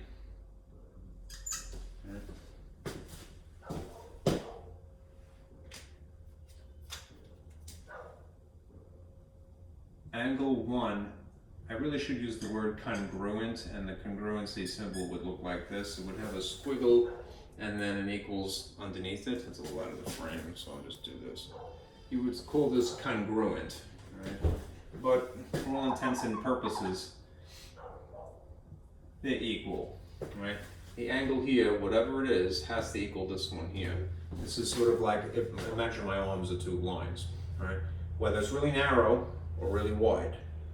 The angle here and the angle here, right, underneath it, would have to be the same because of the pivot point that unites them. Interestingly, the same relationship would exist even for these two that are not really vertical so much as they're horizontal. So I'll just put this here, let's call this 2 and this 4. Angle 2 would also equal angle 4. Alright, so what you see is some things to consider. When you know something is complementary, you're going to want to use this formula. When you know something is supplementary, you're going to want to use this formula. When you know things form vertical angles, you're going to basically want to use this formula or its derivative here. Okay? There are three other situations. I'm going to put these down for a moment. Yeah, not enough space. More angle relationships.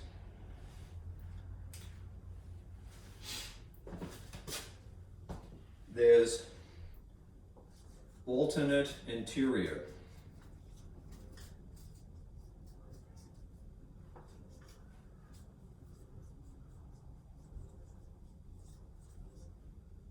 Angle relationships. And there's alternate exterior.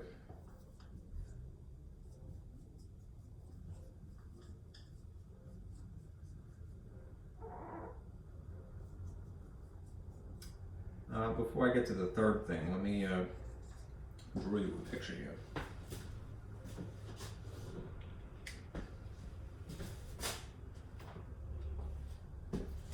I'm going to take advantage of a little bit of space I have. I'll just draw this here. These things down here usually coincide, exist together. When you have something that looks like this, a line running this way and this way that are parallel.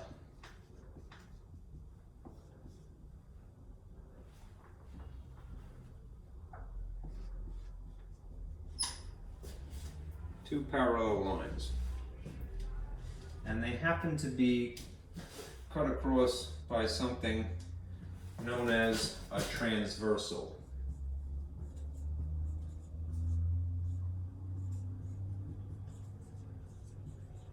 It's more or less connecting them, it's laying across them. Then a lot of little angles form that we could call this, or there's another situation which is in the middle here, corresponding. I'm going to darken some of the dots here. There's an angle here that's relevant, and here, and here, and here, and here. There's 8 possible angles that get formed as a result of this situation. Let's discuss these two first. And I'll draw the same thing, unfortunately. I'll have to do it twice, at least. I'm going to draw the same picture just to zero in on the things that are relevant.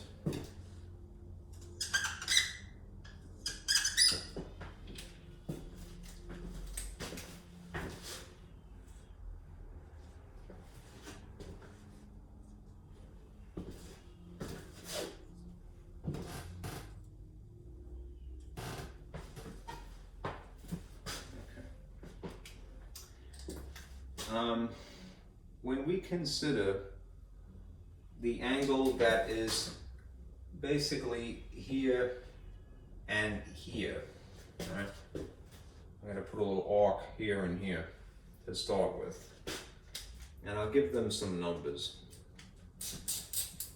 I'll call this 3 and I'll call this 6. These are both inside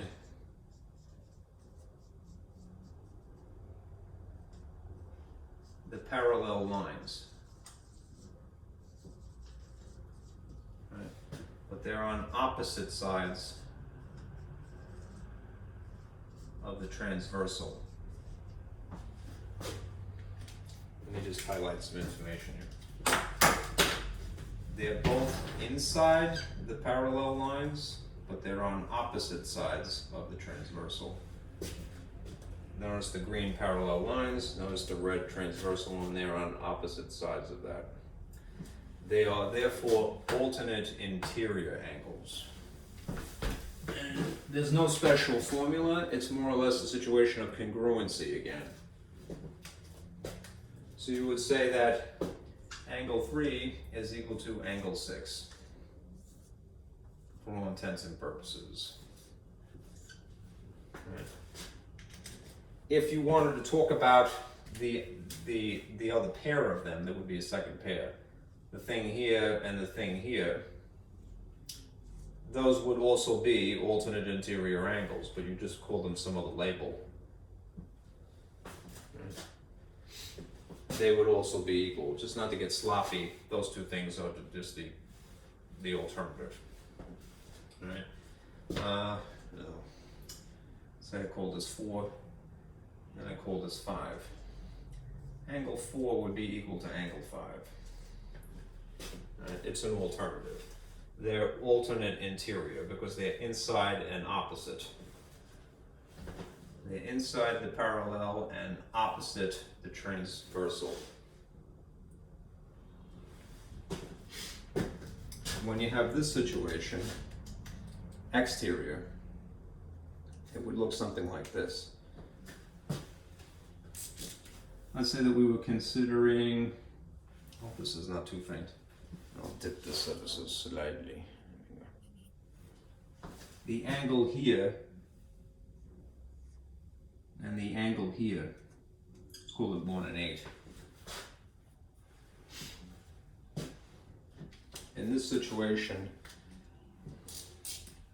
these are both outside the parallel lines, and then on opposite sides of the transversal. So they are alternate exterior, exterior as in outside the parallel lines, and they're alternate as in opposite side of the transversal.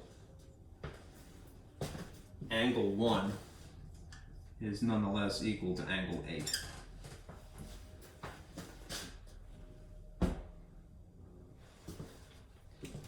And if I stick with the same labeling here, if I call this 2, and this angle 7, I believe, yes. Angle 2 would be equal to angle 7.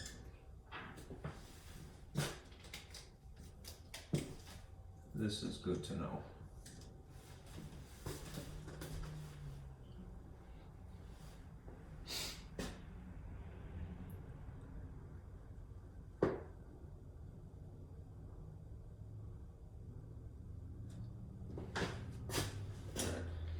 The last type, and I'll modify this picture here.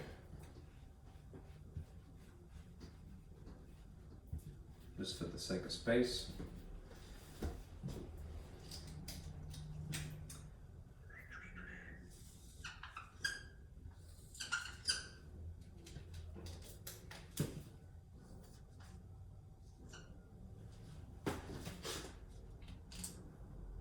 This has a lot more to it. Let's start with these. This particular angle here and this particular angle here, just to get your feet wet. All right. Let's describe them firstly. These are not on opposite sides, all right, of the transversal. There's one inside the parallel lines, one outside the parallel lines, and then on the same side of the transversal. That's this scenario. One is outside the parallel lines, one is inside the parallel lines, but they're both on the same side of the transversal. This is this sixth category, which is referred to as corresponding angles.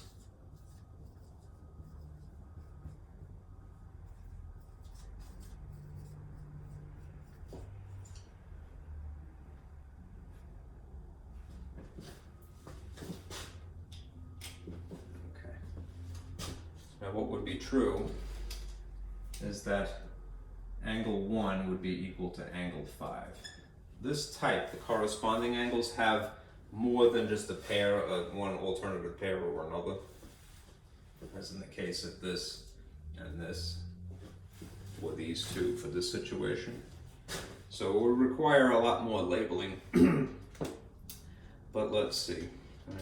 If you wanted to consider angle 2 here, and what you might call angle 6, This would be another possibility.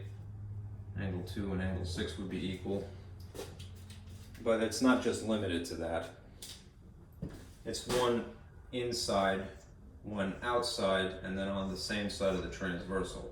So that means that we could have angle 3, that's inside, and then angle 7 as well. And then lastly, just because I'm running out of ink here, let me try if this is a little bit darker, hopefully. This angle 4 and this angle 8. 4 is equal to 8.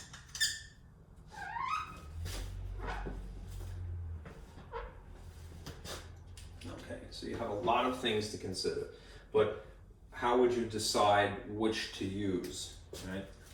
I would suggest you do it this way. If you see parallel lines, let's put parallel, yeah. I'm losing my brain here. That's basically the bottom half here. This involves parallel lines in a transversal, this involves parallel lines in a transversal, this involves parallel lines in a transversal. Then you're going to probably consider alternate interior corresponding an alternate exterior. Not exclusively, but primarily. Alright? These other relationships are for things that look like this or this. I think the problem that I have is an example, you may end up getting away with doing one of these two things. Probably the supplementary. Right. And then there's this third category up here, when you just have intersecting lines. That's everything all at once. I'm sorry for the mess, it would be a little bit more visually pleasing if I had a bigger board.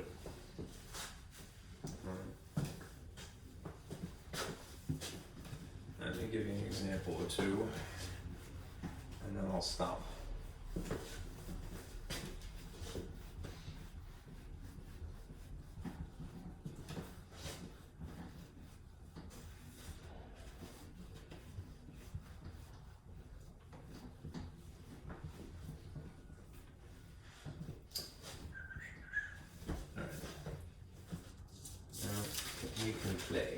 Incidentally, let me just complete this thought.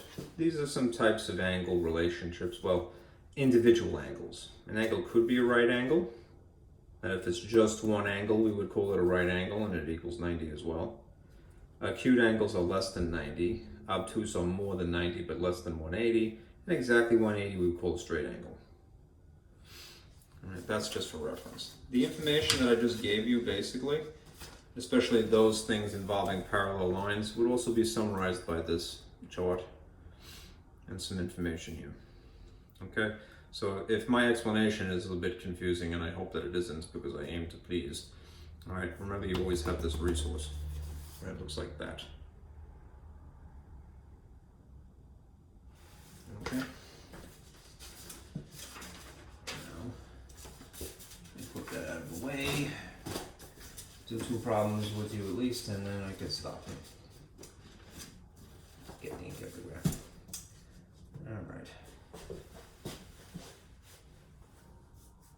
Alright, here's something that's going to be just purely verbal. So it will be an exercise in how well you can translate something that is a word problem more or less into something that is purely symbolic, purely mathematic. Right. Here's a word problem, essentially.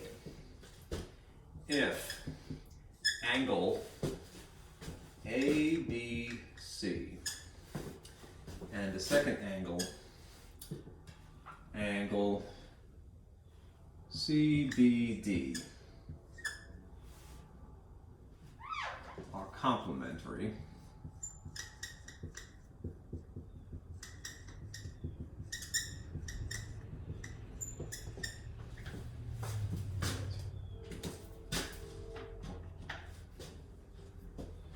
I'm just going to put this in another color for the sake of emphasis here. And if you see a little script sort of italicized M, it means the measure, which is kind of a redundancy. I don't think it's really important.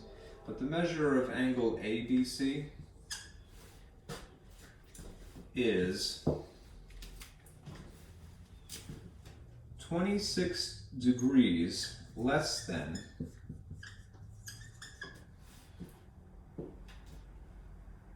the measure of angle CBD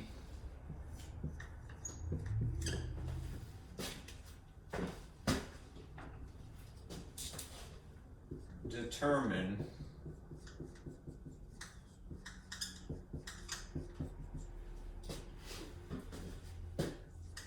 the measure of each angle.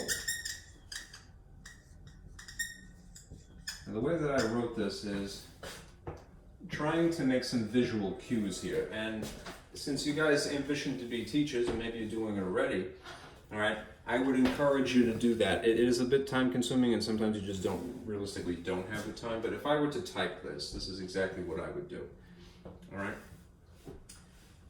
If, and then the instruction, all right?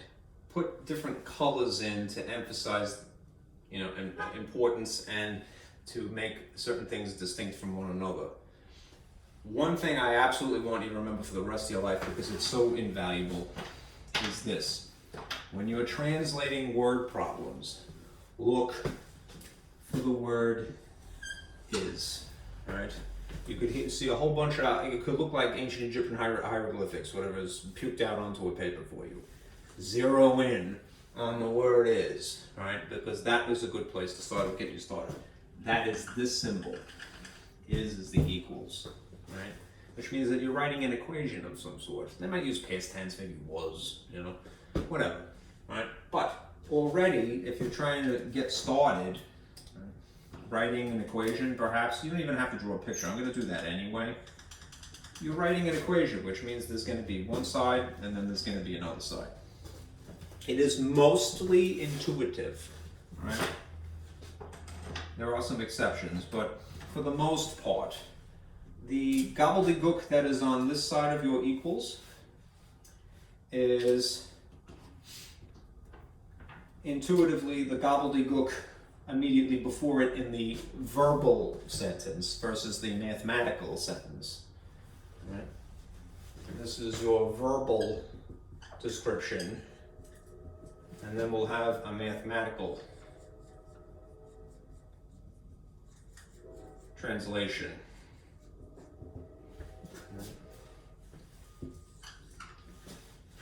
So it's just this one thing, the measure of angle called ABC. I'll draw a picture later. All right, that is before the word is. That means that, again, generally speaking, the gobbledygook that follows it, which is why I wrote this in red, is what is going to follow the equal symbol. Right? There is one little caveat here. When you get comparative phrases, English kind of gets in trouble a lot. If this is comparative, it's comparing two things. It's less than, or in some cases more than. This is always going to be counterintuitive, which just means that at this point, whatever is immediately in front of it, verbally, is going to be thrown at the end, right, mathematically. What I'm trying to say is, when you're translating, don't do this. Even though it would be intuitive. Don't put 26 minus. That would be intuitive, totally understand that. And if it was more than, you could get away with it. But if it's comparative, it's counterintuitive. It means minus 26 instead, not that. Okay? Leave a void here. Right? 26 less than, immediately put minus 26, and there's a space. It's counterintuitive. Right? Then what follows it? Right? This junk here. The measure of angle CBD. I'm going to erase a bit because I need the space.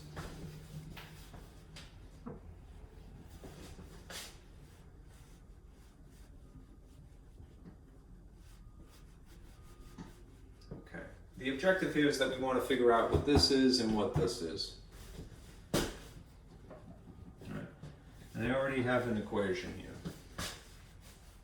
Now, there's a second little situation going on here. I kind of jumped the gun a little bit, but I don't feel bad. All right? Save this as your first equation. We're going to write a second equation. The second equation is actually right up in the front here. It's this junk.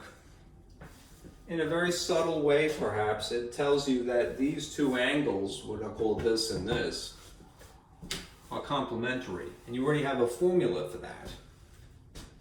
The model that I had established at this point was really just labeled like this: angle 1 plus angle 2 equals 180. Pardon me, the complementary 90. All right? But, all right, we can adapt it to the unique problems labelings. That is the labeling of the problem. So perhaps instead of calling this angle ABC, I could call it angle 1 or 2, or vice versa. I'm going to stick with the slightly more verbose labeling here. In place of angle 2, I'm just going to put the measure of angle ABC. It's overkill, but it works.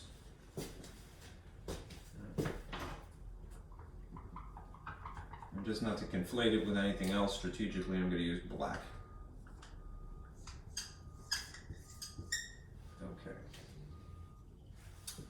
Okay. In place of this, angle 1, I'm going to put the other one. The measure of angle Cbd. Okay?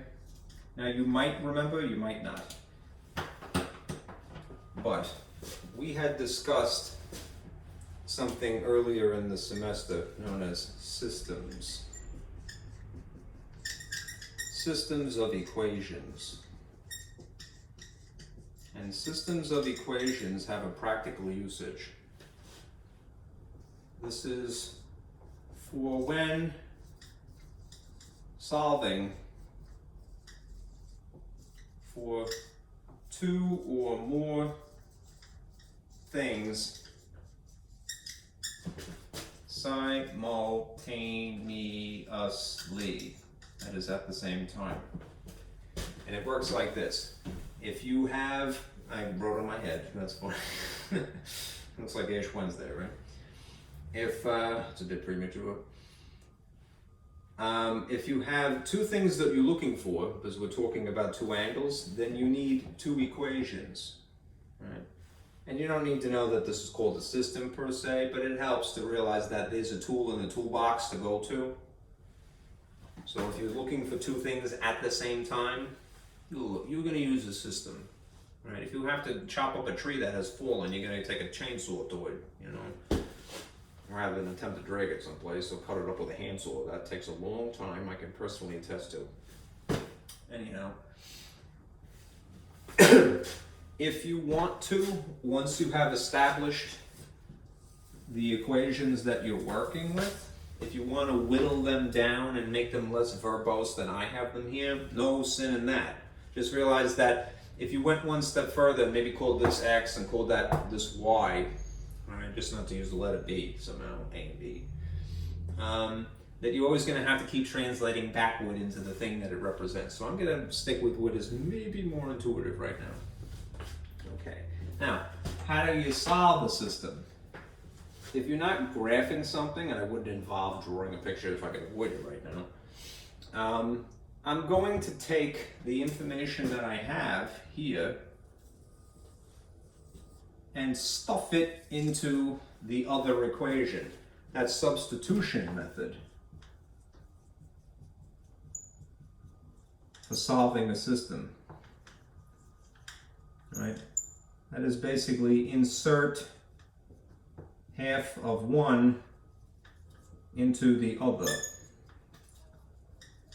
Right? And in the process, you eliminate one of the variables, in this case, the variable that is m angle ABC, complicated as that is. and just exclusively have what is in red there.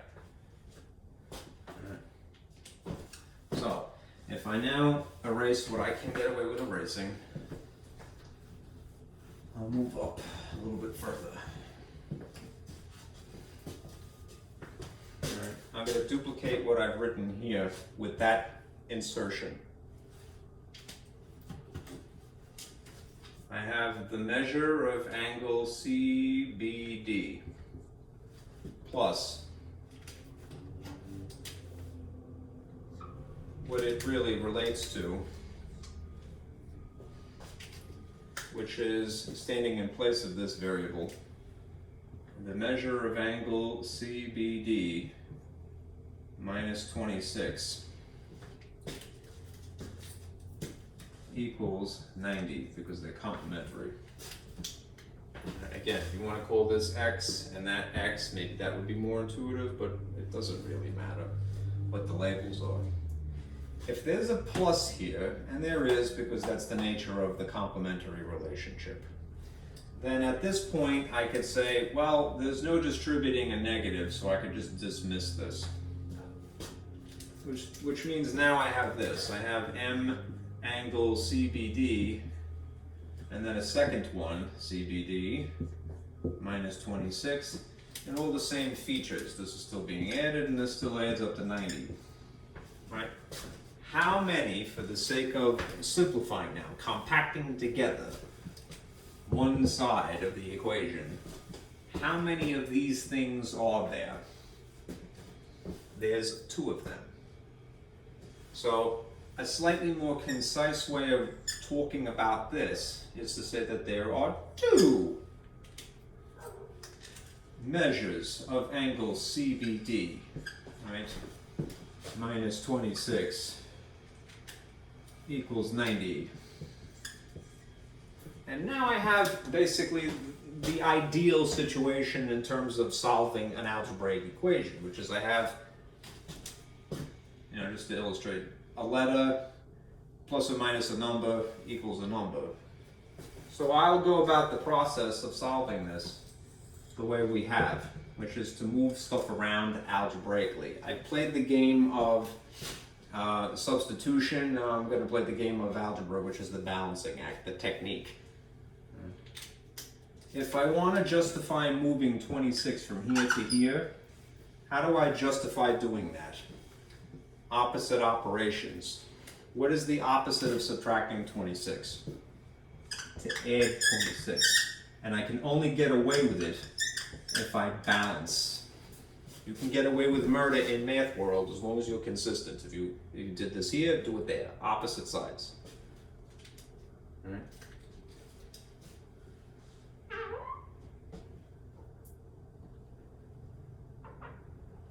I'm running out of board space, so I'm going to slim down what is not essential here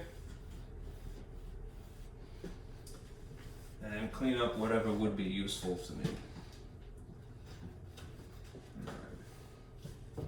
Just not to confuse what I have established here and erase it, I'm going to attempt to write in green. These things would cancel, right? What would be left on this side of equals would be the sum of 90 and 26 apparently, which would be 6 and then 11, so 116, right? This would be, you can call it 2x, or you can call it what I've written here. I'm going to just put 2m, the angle CBD, there's 2 of them, is left over on this side of the equals. Okay. Now as I need the space, I'm going to cart this over here.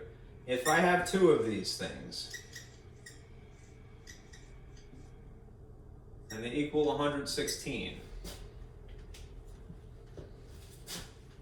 put that in red just to put it back. How would I justify solving this? I would have to move the coefficient over the equals now.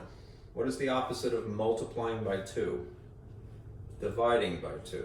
And if I did it here, I'm obligated to do it here. These 2's would cancel. The measure of angle CBD would be left over. And then I just have to straighten this out. What is half of 116? Apparently, it would be 2 goes into 11 roughly 5 times, which would be 10. The difference is 1. 2 go into 16 exactly 8 times. It would be 58 degrees. Okay. This is 58 degrees. That's one of the 2 answers. If we want to get the other one, you could put 58 right here and subtract 26. If you wanted to put 58 here, you would have that having to subtract 58 from 90, and it is the same effect. You could use either one of these equations when you back substitute the value that you've finally gotten down to a regular ordinary number. Okay, so I'm going to squeak 58 in here, and this other established equation will spit out what I want. 58 minus 26, 32. This is equal to 32 degrees. And that's equal to 58. If it seems like I'm taking too long to do this, that is mostly on purpose. All right? There's the board space limitation, and maybe I'm stupid, but I think it's better, especially when you're in the position of teacher, all right, as you ambition to be, all right? Or maybe you are already, all right? Go slow, all right? Especially when it comes to something mathematical. If you take the time to make little changes that are in color, all right, it will become more obvious to a person, all right? Even, look, and the reason I did that, because I hate this. I hate that this says measure of angle CBD when I could have just put the letter X, all right? But I didn't want to confuse a person. We already established that. Tell them what the alternative is. You could have put X here instead, all right? Or you could stick with the labels that are unique to the problem. Always make people aware of their options.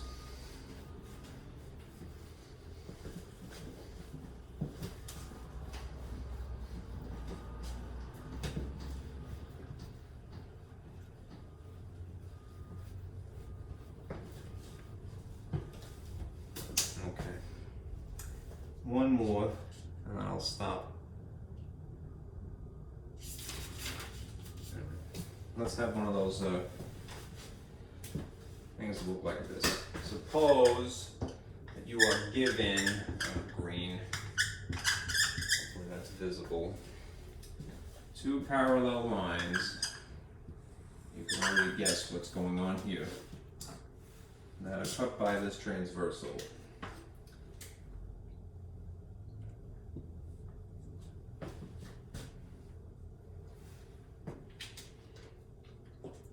And the only one of these that you are given the actual measure of is the one here. We'll call this angle 8.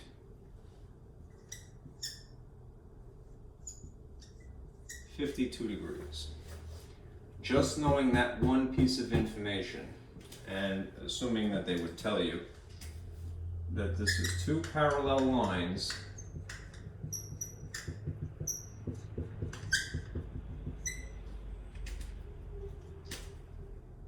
cut by the transversal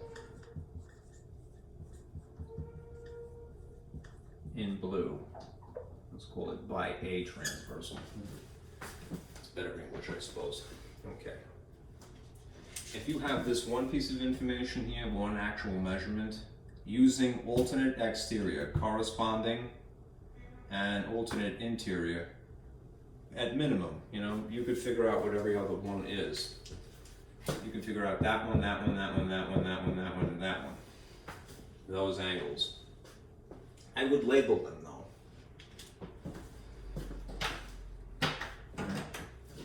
Let's just say if this is called 8, I'll call this 7, 6, and 5. And then maybe 4, 3, 2, and 1. All right, and we could do this systematically. Since they gave you, since we know that angle 8 is equal to 52 degrees, right? Let's try to figure out all these other ones and give a justification for them. not going to be too bad.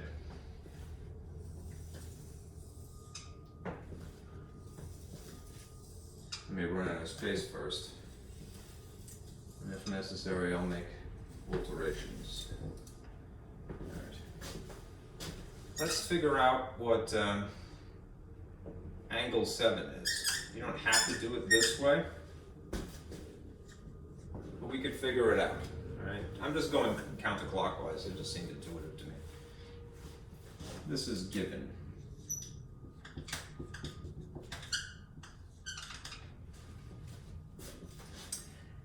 What is a relationship between angles that look like this? They're supplementary, right? Which means that if you wanted to address 7 first, you don't have to do 7 first, and it might be easier if you didn't. You could figure out what the value of this is, all right, by taking advantage of their supplementary relationship. All right. You have a straight line, and then you have a bisecting here. Well, I don't know if it's accurate to call it bisecting, but you have something chopping it into 2 angles. So you could take advantage of the supplementary relationship, which basically means this. It's going to be 180 minus 52. Right? What is 180 minus 52? I think it's 128, but I'll check. 10, 7, 8, 2. Yep, 128. So this is 128. The supplementary. Again, that's not the only way to go about this. You didn't have to start with 7, but it works. All right. All right. Yeah, what about angle 6? Angle 6 has this relationship. If you zero in on this, it is a line this way and a line this way. So it's lines intersecting.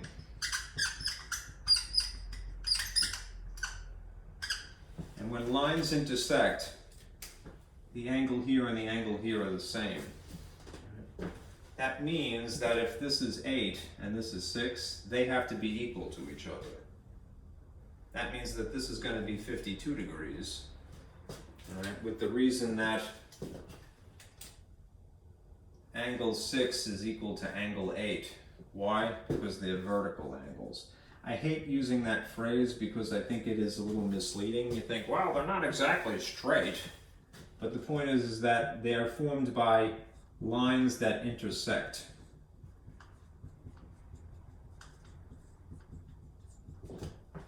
They form what? Vertical angles, which are just angles that are congruent. They just happen to be called that. Okay? They're vertical angles. Okay? And you could kind of use that a lot because once you've figured out what 6 is, you could go back to the supplementary relationship between 5 and 6 and just do what's easier at this point, which is to go, well, angle 5 is a different set of intersecting line vertical angles. If this is 7 and this is 5, these have to be congruent. So that means that angle 5 is equal to angle 7, and it's 128 degrees as well. Right? For the same reason. They're vertical angles. Alright. So we've dealt with all of these, and now all of the math is done, basically. Anything else is just relationships. Let me get rid of this because I'm probably going to need the space.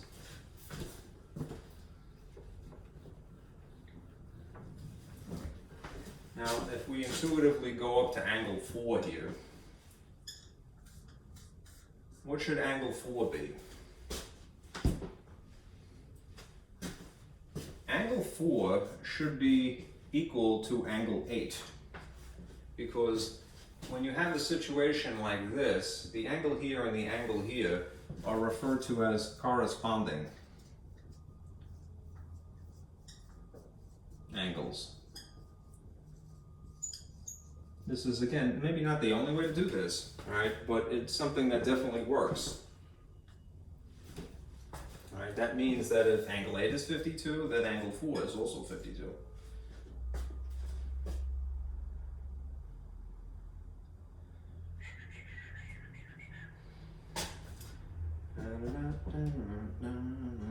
And you can kind of get away with that a lot too. Angle 3. Angle 3 would in theory be corresponding with angle 7 if you want. Or let's just do something different. If we're talking about angle 3, which is sitting here inside the parallel lines, it would be congruent to angle 5. Just to use an alternative pathway to this answer. Angle 3 would have to be equal to angle 5 because they're alternate. They're on opposite sides of the transversal. And they're inside the parallel lines. Again, that is not the only way to do this, but it works. So if angle 5 is 128, then that would have to be 128 as well. They're alternate interior. All right. Angle 2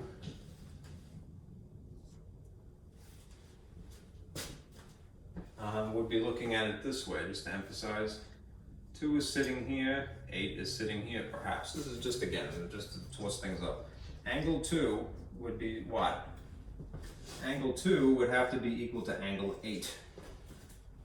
All right, for several reasons, perhaps. But perhaps just to make it interesting, these would be alternate exterior. And let me just verify that this is in the frame of the camera.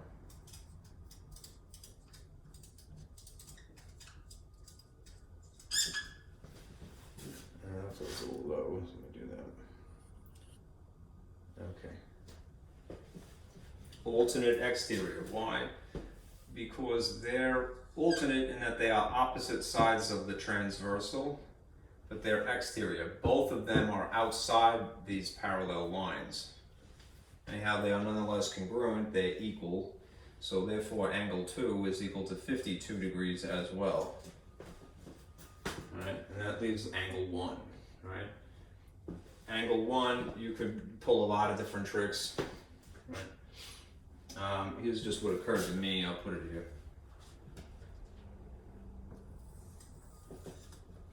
A blob in the middle of my work here. Angle 1. Angle 1 is equal to angle 7. Right.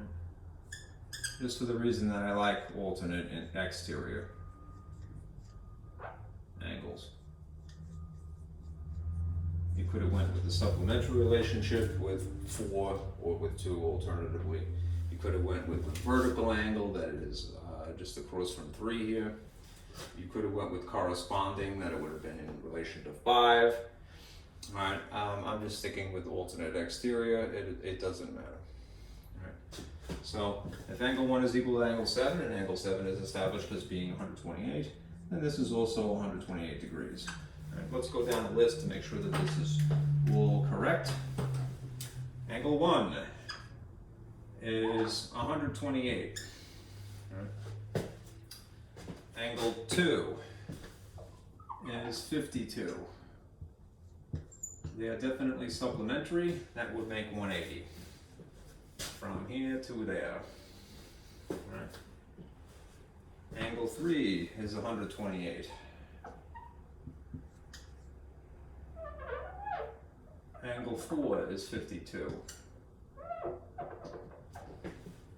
Angle 5 is 128. Angle 6 is 52. Angle 7 is 128. And then we had the original 52.